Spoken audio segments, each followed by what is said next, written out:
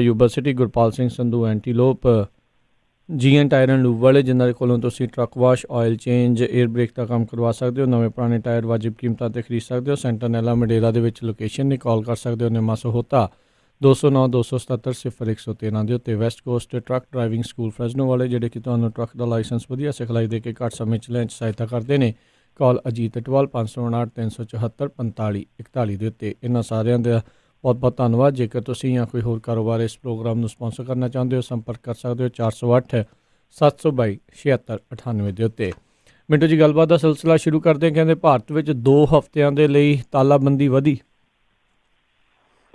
ਜੀ ਬਿਲਕੁਲ, ਇਹ ਤਾਲਾਬੰਦੀ ਜਿਹੜੀ ਆ ਵੱਧ ਜਾਣੀ ਸੀਗੀ, ਕਿਉਂਕਿ ਸੰਕੇਤ ਇਹੋ ਜਿਹੇ ਮਿਲਦੇ ਸੀਗੇ। ਜਿੱਦਣ ਬੀਬੀ ਨਿਰਮਲਾ ਸੀਤਾਰਮਨ ਨੇ 3 ਮਹੀਨਿਆਂ ਵਾਸਤੇ ਪੈਕੇਜ ਦਾ ਐਲਾਨ ਕੀਤਾ ਸੀਗਾ ਨਾ, ਕਿ ਇੰਨਾ ਫੂਡ 5-5 ਕਿਲੋ ਚੌਲ ਜਿਹੜੇ ਆ ਉਹ 3 ਮਹੀਨੇ ਵਾਸਤੇ ਐਕਸਟਰਾ ਦੇਵਾਂਗੇ। ਤੇ ਮੈਂ ਉਦੋਂ ਹੀ ਆਖਿਆ ਸੀਗਾ ਕਿ ਮੈਂ ਕਿਹਾ ਜਦੋਂ ਕਿਤੇ ਜੇਲ੍ਹ ਦੇ ਵਿੱਚ ਕਿਸੇ ਨਾੜੂ ਜੇ ਬੰਦੇ ਦੀ, ਮਤਲਬ ਕਿ ਜਿਹੜਾ ਬੰਦਾ ਵਿਚਾਰਾ ਫਸਿਆ ਹੁੰਦਾ ਪਹਿਲੀ ਦਫਾ, ਜਦੋਂ ਉਹਦੀ ਕਿਤੇ ਜ਼ਮਾਨਤ ਖਾਰਜ ਹੋ ਜਾਂਦੀ ਆ ਤੇ ਸਿੱਧਾ ਆ ਕੇ ਘਰ ਦੇ ਨਹੀਂ ਕਹਿੰਦੇ ਕਿ ਜ਼ਮਾਨਤ ਤੇਰੀ ਰੱਦ ਹੋ ਗਈ ਆ, ਤੇ ਉਹਨੂੰ ਬੋਚ ਕੇ ਜੇ ਸਮਾਨ ਉਹਨੇ ਕੁ ਦਿਨਾਂ ਦਾ ਫੜਾ ਜਾਂਦੇ ਆ, ਤੇ ਅੰਦਰ ਲੋਕ ਸਮਾਨ ਵੇਖ ਹੀ ਦੱਸ ਦਿੰਦੇ ਕਿ ਏਦਾਂ ਇੰਨਾ ਆ ਗਿਆ ਤੇ ਇੰਨੇ ਦਿਨ ਦਾ ਰਾਸ਼ਨ ਪਾਣੀ ਜਿਹੜਾ ਜਾਨੀ ਉਹ ਦੇ ਦਿੱਤਾ ਗਿਆ, ਇੰਨੇ ਸਮੇਂ ਲਈ ਗਿਆ।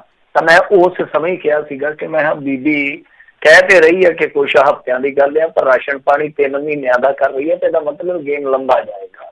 ਤਾਂ ਉਹ ਹੁਣ ਜਿਹਦਾ ਹੀ ਪਿਆ ਕਿ 2-2 ਹਫ਼ਤੇ 3-3 ਹਫ਼ਤੇ ਕਰਕੇ ਹੁਣ ਲੋਕਡਾਊਨ ਜਿਹੜਾ ਤੁਹਾਡੇ ਸਾਹਮਣੇ ਤੀਸਰਾ ਜਿਹੜਾ ਪੇਸ਼ ਹੋ ਗਿਆ, ਤਾਂ 2 ਹਫ਼ਤੇ ਦਾ ਜਿਹੜਾ ਲੋਕਡਾਊਨ ਹੈ ਉਹ ਵਧਾ ਦਿੱਤਾ। ਪਰ ਇਸ ਦਫਾ ਇਹਨਾਂ ਨੇ ਰਾਇਤਾਂ ਦਿੱਤੀਆਂ ਨੇ, ਕੁਛ ਛੋਟਾਂ ਦਿੱਤੀਆਂ ਨੇ। ਉਹ ਇਹਨਾਂ ਨੇ ਇੰਡੀਆ ਨੂੰ 3 ਜ਼ੋਨਾਂ ਦੇ ਵਿੱਚ ਵੰਡ ਲਿਆ। ਜਿਸ ਤਰ੍ਹਾਂ ਆਪਾਂ ਬਹੁਤ ਦਿਨਾਂ ਤੋਂ ਜਿਹੜੇ ਚਰਚਾ ਕਰਦੇ ਸਾਂ ਕਿ ਰੈੱਡ ਜ਼ੋਨ ਬਣਾ ਕੇ, ਔਰੇਂਜ ਜ਼ੋਨ ਬਣਾ ਕੇ, ਗ੍ਰੀਨ ਜ਼ੋਨ ਬਣਾ ਕੇ ਕੁਛ ਢਿੱਲਾਂ, ਕੁਛ ਛੋਟਾਂ ਜਿਹੜੀਆਂ ਉਹ ਖਾਸ ਇਲਾਕਿਆਂ ਨੂੰ ਦੇਣਗੇ। ਤਾਂ ਇਹਦੇ ਵਿੱਚ ਕੀ ਆ ਕਿ ਇੱਕ ਤੇ ਜ਼ਰੂਰੀ ਇਹਨਾਂ ਨੇ ਇਹ ਕਰ ਦਿੱਤਾ ਕਿ ਸ਼ਾਮ 7 ਵਜੇ ਤੋਂ ਸਵੇਰੇ 7 ਵਜੇ ਤੱਕ ਕੋਈ ਵੀ ਜਿਹੜੀਆਂ ਗੈਰ ਜ਼ਰੂਰੀ ਗਤੀਵਿਧੀਆਂ ਹੁੰਦੀਆਂ ਉਹਨਾਂ ਦੀ ਇਜਾਜ਼ਤ ਨਹੀਂ ਹੋਊਗੀ। ਸਾਰੇ ਇਲਾਕਿਆਂ ਦੇ ਵਿੱਚ 144 ਹੋਏਗਾ, ਮਤਲਬ ਕਿ। ਔਰ ਦੂਜੀ ਗੱਲ ਹੈ ਕਿ ਸਾਰੇ ਜ਼ੋਨਾਂ ਦੇ ਵਿੱਚ, ਮਤਲਬ ਕਿ 3 ਹੀ ਜ਼ੋਨਾਂ ਦੇ ਵਿੱਚ 65 ਸਾਲ ਤੋਂ ਉੱਤੇ ਦੇ ਜਿਹੜੇ ਲੋਕ ਆ ਉਹਨਾਂ ਲਈ ਇਹ ਸਾਰੀਆਂ ਪਾਬੰਦੀਆਂ ਜਿਹੜੀਆਂ ਰਹਿਣਗੀਆਂ ਜੋ ਹੁਣ ਹੈ ਮੌਜੂਦਾ ਦੌਰ ਦੇ ਵਿੱਚ। ਔਰ ਜਿਨ੍ਹਾਂ ਨੂੰ ਖਾਸ ਤੌਰ ਤੇ ਪਹਿਲਾਂ ਕੋਈ ਬਿਮਾਰੀ ਹੈ ਜਾਂ ਕੋਈ ਪ੍ਰੈਗਨੈਂਟ ਔਰਤ ਹੈ ਜਾਂ 10 ਸਾਲ ਤੋਂ ਘੱਟ ਦਾ ਬੱਚਾ, ਉਹ ਕਿਤੇ ਵੀ ਮਤਲਬ ਕਿ ਟਰੈਵਲ ਨਹੀਂ ਕਰ ਸਕਦੇ, ਬਾਹਰ ਅੰਦਰ ਨਹੀਂ ਨਿਕਲ ਸਕਦੇ ਕਿਸੇ ਵੀ ਗਤੀਵਿਧੀ ਵਾਸਤੇ। ਫਿਰ ਸਾਰੇ ਜ਼ੋਨਾਂ ਦੀਆਂ, ਮਤਲਬ ਕਿ 3 ਹੀ ਜ਼ੋਨਾਂ ਦੀਆਂ ਜਿਹੜੀਆਂ ਹਸਪਤਾਲਾਂ ਦੀਆਂ OPD ਨੇ ਉਹ ਖੁੱਲੀਆਂ ਰਹਿਣਗੀਆਂ। ਰੈੱਡ ਜ਼ੋਨ ਦੀਆਂ ਕੁਛ ਗਤੀਵਿਧੀਆਂ ਜਿਹੜੀਆਂ ਉਹ ਪੂਰਨ ਤੌਰ ਤੇ ਬੰਦ ਰਹਿਣਗੀਆਂ। ਉਦਾਹਰਨ ਤੌਰ ਤੇ cycle, rickshaw, auto rickshaw, taxi, ਬੱਸਾਂ, ਨਾਈ ਦੀ ਦੁਕਾਨ, ਸਪਾ ਵਗੈਰਾ, ਜਿੰਮਾਂ ਜੋ ਵੀ ਹੈ, ਇਹ ਸਾਰੀਆਂ ਬੰਦ ਰਹਿਣਗੀਆਂ। ਰੈੱਡ ਜ਼ੋਨ ਦੇ ਵਿੱਚ ਸਿਰਫ ਕੁਛ ਗਤੀਵਿਧੀਆਂ ਜਿਹੜੀਆਂ ਉਹਨਾਂ ਵਾਸਤੇ ਗੱਡੀਆਂ ਚੱਲਣਗੀਆਂ, ਮੋਟਰਾਂ ਚੱਲਣਗੀਆਂ। ਉਹਨਾਂ ਦੇ ਵਿੱਚ ਵੀ 4 ਪਹੀਆਂ ਵਾਲੀ ਜਿਹੜੀ ਮੋਟਰ ਆ ਉਹਦੇ ਵਿੱਚ ਸਿਰਫ 2 ਲੋਕ ਹੀ ਬੈਠਣਗੇ, ਤੇ ਮੋਟਰਸਾਈਕਲ ਤੇ ਸਿਰਫ ਸਿੰਗਲ ਬੰਦਾ ਹੀ ਸਵਾਰੀ ਕਰੂਗਾ, ਦੂਜੀ ਸਵਾਰੀ ਜਿਹੜੀ ਆ ਨਾਲ ਨਹੀਂ ਬੈਠੀ ਹੋਊਗੀ। ਦੂਸਰਾ ਸਪੈਸ਼ਲ ਇਕੋਨਮਿਕ ਜ਼ੋਨ ਜਿਹੜੇ ਹੁੰਦੇ ਆ ਉਹ export oriented unit, industrial states ਤੇ ਜਿਹੜੇ ਇੰਡਸਟਰੀਅਲ ਟਾਊਨਸ਼ਿਪ ਆ ਉਹਨਾਂ ਦੇ ਵਿੱਚ ਵੀ ਜਿਹੜੀਆਂ ਇਕਾਈਆਂ ਨੇ ਉਹਨਾਂ ਨੂੰ ਕੰਮ ਕਰਨ ਦੀ ਜਿਹੜੀ ਆ ਉਹ ਇਜਾਜ਼ਤ ਦਿੱਤੀ ਗਈ ਆ, ਪਰ ਉਹ ਸ਼ਰਤਾਂ ਦੇ ਤਹਿਤ। ਜ਼ਰੂਰੀ ਵਸਤੂਆਂ, ਦਵਾ ਜਾਂ ਉਹਨਾਂ ਦੇ ਨਾਲ ਜੁੜੇ ਕੱਚੇ ਮਾਲ ਦਾ ਜੋ ਵੀ ਆਵਾਜਾਈ ਹੋਏਗੀ ਉਹਨੂੰ ਛੂਟ ਹੋਏਗੀ। ਇਸ ਤੋਂ ਇਲਾਵਾ ਜੋ ਵੀ ਚੱਲਦਾ ਹਾਰਡਵੇਅਰ ਦਾ ਕੰਮ, ਜੂਟ ਉਦਯੋਗ ਹੈ, ਪੈਕੇਜਿੰਗ ਆ, ਮੈਨੂਫੈਕਚਰਿੰਗ ਆ, ਇਹਨੂੰ ਕੰਮ ਕਰਨ ਦੀ ਇਜਾਜ਼ਤ ਹੋਏਗੀ। ਨਿਰਮਾਣ ਖੇਤਰ ਦੇ ਵਿੱਚ ਕੰਮ ਕਰਨ ਦੀ ਛੂਟ ਉਹੀ ਹੋਏਗੀ। ਔਰ ਉੱਥੇ ਜਿਹੜੇ ਵੀ ਬੰਦੇ ਕਾਮੇ ਹੋਣਗੇ, ਮਤਲਬ ਕਿ ਉਹਨਾਂ ਦੀ ਰਹਿਣ ਦੀ ਵਿਵਸਥਾ ਉੱਥੇ ਹੋਏਗੀ। ਜੇ ਪੇਂਡੂ ਇਕਾਈਆਂ ਦੀ ਗੱਲ ਕਰੀਏ, ਮਨਰੇਗਾ ਜਾਂ ਫੂਡ ਸਪਲਾਈ ਨਾਲ ਜੁੜੇ ਲੋਕ ਆ ਜਾਂ ਇੱਟ ਭੱਠੇ ਤੇ ਜਿਹੜੇ ਕੰਮ ਕਰਦੇ ਆ, ਇਹਨਾਂ ਦੇ ਨਾਲ ਸਾਰੀਆਂ ਤਰ੍ਹਾਂ ਦੀਆਂ ਰਹਿਤਾਂ ਜਿਹੜੀਆਂ ਜੁੜ ਜਾਣਗੀਆਂ, ਮਤਲਬ ਕਿ ਛੂਟ ਰਹੇਗੀ। ਔਰੰਜ ਜ਼ੋਨ ਦੀ ਗੱਲ ਜੇ ਕਰੀਏ ਤਾਂ ਓਲਾ, ਉਬਰ ਵਰਗੀਆਂ ਜਿਹੜੀਆਂ ਇਸ ਤਰ੍ਹਾਂ ਦੀਆਂ ਐਗਰੀਗੇਟਰ ਕੰਪਨੀਆਂ ਨੇ ਉਹ ਇੱਕ ਡਰਾਈਵਰ ਦੇ ਨਾਲ ਇੱਕ ਸਵਾਰੀ ਢੋ ਸਕਦੀਆਂ, ਮਤਲਬ ਕਿ ਇਹਨਾਂ ਨੂੰ ਇਜਾਜ਼ਤ ਦੇ ਦਿੱਤੀ ਗਈ ਆ। ਇਹਨਾਂ ਦਾ ਚੱਕਾ ਹੁਣ ਵਿੜੂਗਾ, ਮਤਲਬ ਇਹ ਆ ਕਿ ਸਵਾਰੀ ਇੱਕੋ ਇੱਕ ਵੇਲੇ ਢੋ ਸਕਦੀ ਆ। ਦੂਸਰੀ ਗੱਲ ਇਹ ਔਰੰਜ ਜ਼ੋਨ ਦੇ ਵਿੱਚ ਕਿ ਇੱਕ ਜ਼ਿਲ੍ਹੇ ਤੋਂ ਦੂਜੇ ਜ਼ਿਲ੍ਹੇ ਦੇ ਵਿੱਚ ਗੱਡੀ ਨਹੀਂ ਜਾ ਸਕੇਗੀ। ਗ੍ਰੀਨ ਜ਼ੋਨ ਦੇ ਵਿੱਚ ਸਾਰੀਆਂ ਗਤੀਵਿਧੀਆਂ ਜਿਹੜੀਆਂ ਉਹ ਲਾਗੂ ਹੋਣਗੀਆਂ, ਜੋ ਵੀ ਕੇਂਦਰ ਨੇ ਡਾਇਰੈਕਸ਼ਨ ਦਿੱਤੀ ਹੈ, ਜੋ ਵੀ ਹਦਾਇਤਾਂ ਉਹਨਾਂ ਦੀਆਂ। ਤਾਂ ਬਾਕੀ ਜਿਹੜੀਆਂ ਸਾਰੀਆਂ ਪਾਬੰਦੀਆਂ ਜਿਹੜੀਆਂ ਜਿੱਦਾਂ ਉਹ ਲਾਉਣਗੇ, ਜਿਹੜੀਆਂ ਚੀਜ਼ਾਂ ਤੇ ਉੱਥੇ ਰਹਿਣਗੀਆਂ। ਹਾਂ, ਬੱਸਾਂ ਚੱਲਣਗੀਆਂ ਗ੍ਰੀਨ ਜ਼ੋਨ ਦੇ ਵਿੱਚ, ਔਰ ਇਹ ਬੱਸਾਂ ਜਿਹੜੀਆਂ ਅੱਧੀ ਸਵਾਰੀ ਢੋ ਸਕਣਗੀਆਂ, ਮਤਲਬ ਜਿੱਦਾਂ 52 ਸੀਟਡ ਬੱਸ ਆ ਉਹ 26 ਹੀ ਸਵਾਰੀਆਂ ਲਿਜਾ ਸਕੂਗੀ, ਜੇ 32 ਸੀਟਡ ਹੈ ਤਾਂ 16 ਹੀ ਸਵਾਰੀਆਂ ਲਿਜਾ ਸਕੂਗੀ। ਬੱਸ ਡਿਪੂ ਜਿਹੜੇ ਹੋਣਗੇ ਉਹਨਾਂ ਦੇ ਵਿੱਚ ਵੀ ਜਿਹੜਾ ਹਾਫ ਸਟਾਫ ਆ ਉਹੀ ਕੰਮ ਕਰੂਗਾ। ਤੇ ਜਿਹੜੇ ਨਵੇਂ ਹੁਣ ਇਸ ਵੇਲੇ ਦਿਸ਼ਾ ਨਿਰਦੇਸ਼ ਨੇ ਜੇ ਉਹਨਾਂ ਨੂੰ ਵੇਖੀ, ਹਾਲਾਂਕਿ ਅਪਡੇਸ਼ਨ ਹੋਏਗੀ ਇਸ ਤੋਂ ਬਾਅਦ, ਤਾਂ ਉਹਦੇ ਵਿੱਚ ਕੀ ਆ ਕਿ ਈ ਕਾਮਰਸ ਨੂੰ ਵੀ ਛੋਟ ਦੇ ਦਿੱਤੀ ਗਈ ਆ। ਗ੍ਰੀਨ ਤੇ ਔਰੰਜ ਜ਼ੋਨ ਦੇ ਵਿੱਚ ਈ ਕਾਮਰਸ ਵਾਲੀਆਂ ਜਿਹੜੀਆਂ ਕੰਪਨੀਆਂ ਉਹ ਆਪਣਾ ਕੰਮ ਜਿਹੜਾ ਕਰ ਸਕਦੀਆਂ। ਤਾਂ ਆਪਾਂ ਜੇ ਪੰਜਾਬ ਦੇ ਲਿਹਾਜ਼ ਨਾਲ ਦੇਖੀ ਕਿ ਪੰਜਾਬ ਦੇ ਕਿੰਨੇ ਕੁ ਜ਼ਿਲ੍ਹੇ ਵਿੱਚ ਆਉਣਗੇ, ਤਾਂ ਲਿਹਾਜ਼ਾ ਇਸ ਵੇਲੇ ਜੋ ਕੇਂਦਰ ਦੀ ਲਿਸਟ ਆ ਉਹਦੇ ਵਿੱਚ ਪੰਜਾਬ ਦੇ 3 ਜ਼ਿਲ੍ਹੇ ਰੈੱਡ ਜ਼ੋਨ ਦੇ ਵਿੱਚ ਆ, 15 ਔਰੰਜ ਤੇ 4 ਗ੍ਰੀਨ। ਪਰ ਕਿਉਂਕਿ ਉਸ ਤੋਂ ਬਾਅਦ ਤੁਹਾਨੂੰ ਪਤਾ ਹੀ ਆ ਕਿ 24 ਕੁ ਘੰਟਿਆਂ ਦੇ ਦਰਮਿਆਨ, 48 ਕੁ ਘੰਟਿਆਂ ਦੇ ਦਰਮਿਆਨ ਸਾਡੀ ਸਥਿਤੀ ਕਾਫੀ ਬਦਲ ਗਈ ਆ। ਤਾਂ ਮੇਰੇ ਖਿਆਲ ਦੇ ਨਾਲ ਹੁਣ ਸਾਡਾ ਕੋਈ ਗ੍ਰੀਨ ਜ਼ੋਨ ਬਚਿਆ ਹੀ ਨਹੀਂ ਹੈ। ਸਾਡੇ ਸਾਰੇ ਜ਼ਿਲ੍ਹੇ ਜਿਹੜੇ ਉਹ ਜਾਂ ਤਾਂ ਔਰੰਜ ਨੇ ਜਾਂ ਰੈੱਡ ਨੇ। ਤਾਂ ਔਰੰਜ ਜ਼ਿਲ੍ਹੇ ਜਿੱਦਾਂ ਸਾਡਾ ਮੁਕਤਸਰ ਆ, ਲਾ ਲਓ ਇੱਥੇ 2-3 ਕੇਸ ਆਇਆ ਜਿਹੜੇ ਬਾਹਰੋਂ ਆਏ ਆ, ਹੁਣ ਵੀ ਬਾਹਰੋਂ ਆਏ ਆ ਮਹਾਰਾਸ਼ਟਰ ਚੋਂ, ਉਹਨਾਂ ਦੇ ਵੀ 2-3 ਕੇਸ ਹੀ ਆ। ਇੱਕ ਤਬਲੀਗੀ ਮੁੰਡਾ ਸੀਗਾ ਜਿਹੜਾ ਉਹ ਠੀਕ ਹੋ ਗਿਆ ਵਿਚਾਰਾ, ਉਹ ਆਪਣੇ ਘਰਾਂ ਨੂੰ ਸ਼ਾਇਦ ਮੇਰੇ ਖਿਆਲ ਦੇ ਨਾਲ ਕੱਲ੍ਹ ਚਲੇ ਗਿਆ। ਤਾਂ ਕਹਿਣ ਦਾ ਮਤਲਬ ਹੈ ਕਿ ਇਹ ਜਿੱਦਾਂ 2-3-4 ਕੇਸ ਆ ਇਹ ਆ ਗਏ ਔਰੰਜ ਜ਼ੋਨ ਦੇ ਵਿੱਚ, ਤੇ ਜਿਹੜੇ ਹੋ ਗਏ ਹੌਟਸਪੌਟ ਜਿਸ ਤਰ੍ਹਾਂ ਆਪਾਂ ਦੇਖ ਹੀ ਰਹੇ ਹਾਂ। ਅੱਜ ਤੇ ਫਿਰੋਜ਼ਪੁਰ ਵੀ ਜੁੜ ਗਿਆ ਇਹਦੇ ਵਿੱਚ, ਆਪਾਂ ਚਲੋ ਅੱਗੇ ਗੱਲ ਕਰ ਲਾਂਗੇ ਉਹਦੇ ਬਾਰੇ ਵੀ। ਤਾਂ ਫਿਰੋਜ਼ਪੁਰ ਤੋਂ ਲੈ ਕੇ ਜਿੱਦਾਂ ਪਟਿਆਲਾ ਹੈ ਜਾਂ ਮੋਹਾਲੀ ਹੈ ਜਾਂ ਆਪਾਂ ਦੇਖਿਆ ਜਲੰਧਰ ਬਣ ਗਿਆ ਹੌਟਸਪੌਟ, ਇਹਨਾਂ ਨੂੰ ਕਿਸੇ ਵੀ ਕਾਰਵਾਈ ਦੀ ਜਿਹੜੀ ਹੈ ਇਜਾਜ਼ਤ ਨਹੀਂ ਹੋਏਗੀ। ਸੋ ਇਸ ਹਿਸਾਬ ਦੇ ਨਾਲ ਇਹਨਾਂ ਨੇ ਸਾਰਾ ਕੁਛ ਹੈ ਜਿਹੜਾ ਉਹ ਉਲੀਕਿਆ। ਅੱਗੇ ਦੇਖੋ ਕੀ ਬਣਾਉਂਦਾ। ਤਾਂ ਮੋਟੀਆਂ ਆਪਾਂ ਕੁਛ ਹੋਰ ਗੱਲਾਂ ਜਿਹੜੀਆਂ ਤੇਜ਼ੀ ਨਾਲ ਦੇਖਦੇ ਹਾਂ ਕੀ ਬਣਿਆ ਕੀ। ਕਰੋਨਾ ਵਾਇਰਸ ਪੀੜਤਾਂ ਦੀ ਗਿਣਤੀ ਸੰਸਾਰ ਭਰ ਦੇ ਵਿੱਚ 33,37,465, ਮੌਤਾਂ 2,35,272, ਰਿਕਵਰਡ ਕੇਸ ਜਿਹੜੇ ਆ ਉਹ ਹੈਗੇ ਆ 10,54,833, ਮਤਲਬ ਕਿ ਅੱਛੀ ਖਾਸੀ ਗਿਣਤੀ ਹੈ। ਜੇ ਇੰਡੀਆ ਦੀ ਆਪਾਂ ਗੱਲ ਕਰੀਏ, ਇੰਡੀਆ ਵੈਸੇ ਹੁਣ ਇਸ ਸਮੇਂ ਜੇ ਆਪਾਂ ਇਸ ਸਮੇਂ ਦੀ ਗੱਲ ਕਰੀਏ, ਟਾਈਮ ਦੀ ਗੱਲ ਕਰੀਏ, ਤਾਂ ਟੌਪ 10 ਦੇ ਵਿੱਚ ਪਹੁੰਚਿਆ ਹੋਇਆ। ਤਾਂ 35,043 ਕੇਸ ਨੇ ਹੁਣ ਤੱਕ, ਲਾਸਟ ਰਿਪੋਰਟ ਹੈ ਜਿਹੜੀ 1154 ਡੈਥ ਨੇ, ਔਰ ਇਸ ਤੋਂ ਇਲਾਵਾ 9,068 ਦੀ ਰਿਕਵਰੀ ਹੈ। ਰਿਕਵਰੀ ਰੇਟ ਇਹਨਾਂ ਦੀ ਕਾਫੀ ਵਧੀਆ ਹੈ, ਅੱਛੀ ਮੇਰੇ ਖਿਆਲ ਦੇ ਨਾਲ ਹੁਣ ਥੋੜੇ ਦਿਨਾਂ ਦੇ ਵਿੱਚ ਗਤੀ ਜਿਹੜੀ ਆ ਉਹ ਹੋਈ ਆ। ਸੋ ਥੋੜੀ ਗਤੀ ਫੜੀ ਇਹਨਾਂ ਨੇ। ਤੇ ਜੇ ਆਪਾਂ ਦੇਖੀਏ ਟੈਸਟਿੰਗ ਇਹਨਾਂ ਦੀ ਜਿਹੜੀ ਆ ਉਹ ਮੇਰੇ ਖਿਆਲ ਦੇ ਨਾਲ ਹਾਲੇ ਵੀ 10 ਲੱਖ ਤੋਂ ਥੱਲੇ ਹੈ, ਜਿਹੜੀ ਕਿ ਚਿੰਤਾ ਦਾ ਵਿਸ਼ਾ। ਜੇ ਆਪਾਂ ਕੁਛ ਹੋਰ ਮੋਟੀਆਂ ਸੁਰਖੀਆਂ ਲੈ ਲਈਏ, UAE ਤੋਂ ਘਰ ਵਾਪਸੀ ਲਈ 32,000 ਭਾਰਤੀਆਂ ਨੇ ਆਨਲਾਈਨ ਰਜਿਸਟ੍ਰੇਸ਼ਨ ਕੀਤੀ ਹੈ, ਜਿਹਦੀ ਆਪਾਂ ਕੱਲ ਗੱਲ ਕੀਤੀ ਸੀ। ਇਸ ਤੋਂ ਇਲਾਵਾ UK 'ਚ ਅਗਲੇ ਹਫ਼ਤੇ ਤੋਂ ਕਹਿੰਦੇ ਕਿ ਰੋਜ਼ਾਨਾ ਹੋਵੇਗੀ 1 ਲੱਖ ਲੋਕਾਂ ਦੀ ਜਾਂਚ। ਲਾਕਡਾਊਨ ਖੋਲਣ ਦੀ ਇਹ ਵੀ ਮੇਰੇ ਖਿਆਲ ਦੇ ਨਾਲ ਕਵਾਇਦ ਕਰ ਰਹੇ ਹੋਣਗੇ, ਕਿਉਂਕਿ ਇਹਨਾਂ ਦਾ ਵੀ ਲਾਕਡਾਊਨ ਕਾਫੀ ਲੰਮਾ ਚੱਲਣ ਵਾਲਾ ਸੀਗਾ। ਇਸ ਤੋਂ ਇਲਾਵਾ ਹਰਿਆਣੇ ਦੇ ਵਿੱਚ ਵੀ 2 ਮਰੀਜ਼ ਜਿਹੜੇ ਉੱਥੋਂ ਹੀ ਮਹਾਰਾਸ਼ਟਰ 'ਚੋਂ ਆਏ ਜੁੜੇ ਆ, ਕਿਉਂਕਿ ਇੱਧਰ ਪੰਜਾਬ ਵਾਲੇ ਪਾਸੇ ਥੋੜੀ ਜਿਹੀ ਢਿੱਲ ਹੋ ਗਈ। ਤਾਂ ਡੱਬ ਵਾਲੀ ਮੰਡੀ ਜਿਹੜਾ ਨਾਲ ਲੱਗਦਾ ਇਲਾਕਾ ਬਾਦਲ ਪਿੰਡ ਦੇ ਨਾਲ ਹੀ ਹੈ ਬਿਲਕੁਲ, ਉੱਥੇ ਵੀ 2 ਕਰੋਨਾ ਮਰੀਜ਼ ਜਿਹੜੇ ਆ ਉਹ ਪਹੁੰਚ ਗਏ। ਇਸ ਤੋਂ ਇਲਾਵਾ ਪੰਜਾਬ ਦੇ ਵਿੱਚ ਅੱਜ ਬਹੁਤ ਬੁਰਾ ਝਟਕਾ ਸੀਗਾ। ਇਕੱਲੇ ਫਿਰੋਜ਼ਪੁਰ ਜ਼ਿਲ੍ਹੇ ਦੇ ਵਿੱਚ 24 ਕਰੋਨਾ ਮਰੀਜ਼ ਹੋਰ ਆ ਗਏ। ਫਿਰੋਜ਼ਪੁਰ ਉਹ ਜ਼ਿਲ੍ਹਾ ਜਿਹੜਾ ਅੰਤ ਤੱਕ ਬਚਿਆ ਰਿਹਾ। 2 ਦਿਨ ਪਹਿਲਾਂ ਹੀ ਇਹਨਾਂ ਦਾ ਇੱਕ ਮਰੀਜ਼ ਸੀਗਾ ਜਿਹੜਾ ਪ੍ਰਭਜੋਤ ਸਿੰਘ, ਉਹ ਪੂਰਾ ਵਧੀਆ ਹੋ ਗਿਆ ਸੀਗਾ, ਫਿੱਟ ਫੱਟ ਹੋ ਗਿਆ ਸੀ, ਚਲੇ ਗਿਆ ਸੀ। ਪਟਿਆਲੇ 'ਚ ਵੀ ਅੱਜ 24 ਪੋਜ਼ਿਟਿਵ ਆਏ ਆ। ਫਿਰ ਦੇਖ ਲਓ ਕਿ ਪਟਿਆਲਾ ਕਿੱਥੇ ਪਹੁੰਚ ਗਿਆ। ਅੰਮ੍ਰਿਤਸਰ ਦੇ ਵਿੱਚੋਂ ਵੀ ਕਰੋਨਾ ਮਰੀਜ਼ ਜਿਹੜੇ ਆ ਉਹ ਇਸ ਵੇਲੇ ਹੋ ਗਏ 93। ਜਲੰਧਰ 'ਚ ਇਸ ਵੇਲੇ ਗਿਣਤੀ 100 ਤੋਂ ਪਾਰ ਹੋ ਗਈ ਆ। ਚੰਡੀਗੜ੍ਹ 'ਚ 13 ਲੋਕਾਂ ਦੀ ਕਰੋਨਾ ਰਿਪੋਰਟ ਪੋਜ਼ਿਟਿਵ ਆਈ ਆ, ਕਿਉਂਕਿ ਰਿਪੋਰਟ ਪੁਰਾਣੀ। ਜੀ ਮਾਫੀ ਚਾਹੁੰਦੇ ਹਾਂ, ਲਾਈਨ ਦੇ ਵਿੱਚ ਥੋੜੀ ਪ੍ਰੋਬਲਮ ਆ, ਤੇ ਸਰੋਤੇ ਤਾਂ ਜੁੜੇ ਰਹੋ, ਦੁਬਾਰਾ ਉਹਨਾਂ ਦੇ ਨਾਲ ਆਪਾਂ ਕਨੈਕਸ਼ਨ ਜੋੜਦੇ ਹਾਂ।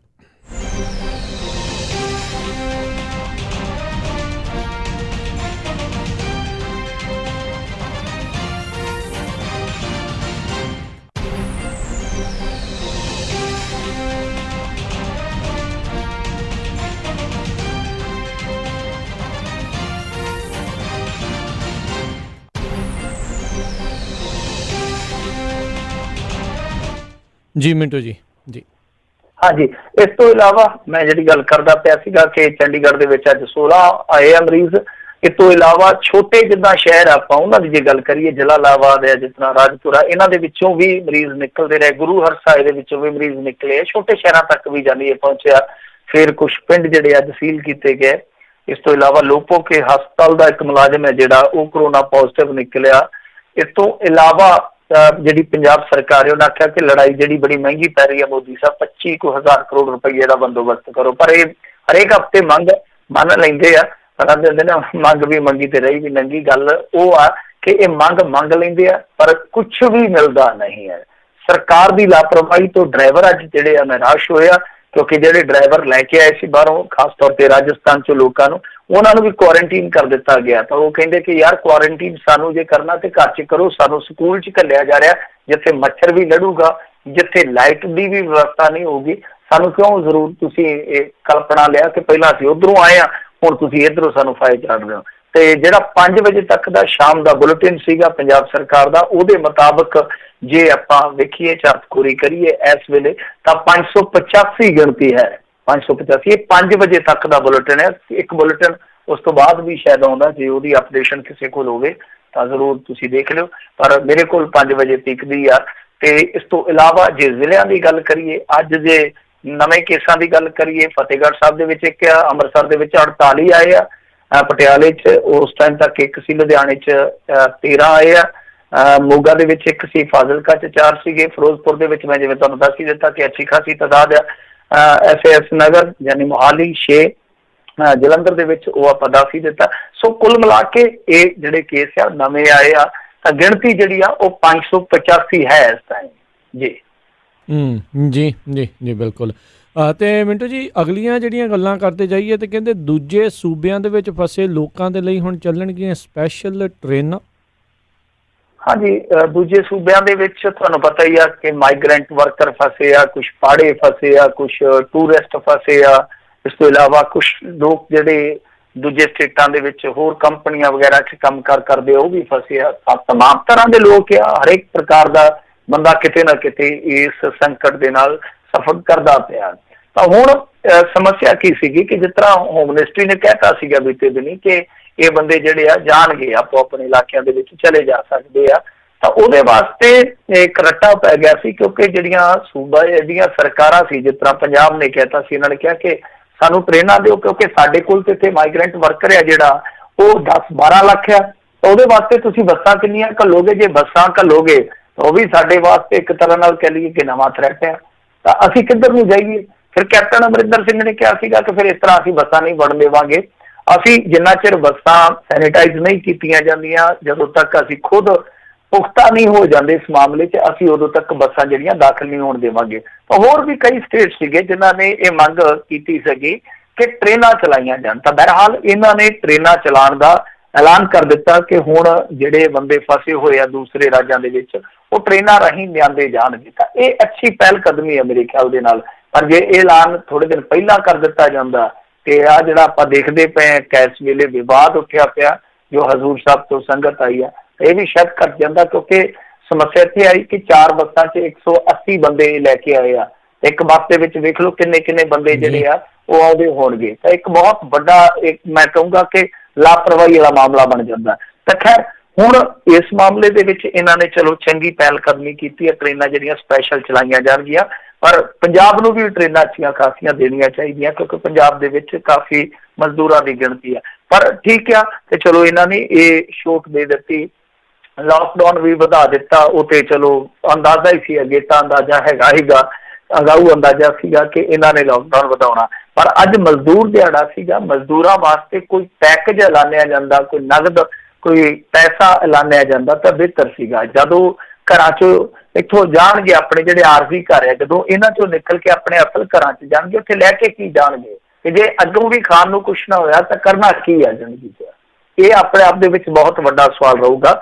ਦੇਖੋ ਮਿਡਲ ਕਲਾਸ ਆ ਜਾਂ ਜਿਹੜਾ ਅਪਰ ਮਿਡਲ ਕਲਾਸ ਆ ਜਾਂ ਜਿਹੜੇ ਦੂਸਰੇ ਆ ਸ਼ਾਹੀ ਲੋਕ, ਉਹ ਤੇ ਟਾਈਮ ਪਾਸ ਚਲੋ ਰੁੜ ਖੁੜ ਕੇ ਅਜੇ ਹੋਰ ਥੋੜਾ ਸਮਾਂ ਕਰਨਗੇ ਜਿਹੜੇ ਮਿਡਲ ਕਲਾਸ ਆ, ਤਾਂ ਇਹ ਜਾਂ ਦੂਸਰੇ ਜਿਹੜੇ ਕਲਾਸ ਆ ਉਹ ਤੇ ਆਪਦਾ ਸਮਾਂ ਪਾਸ ਕਰ ਲੈਣਗੇ ਕਿਸੇ ਨਾ ਕਿਸੇ ਤਰੀਕੇ ਨਾਲ।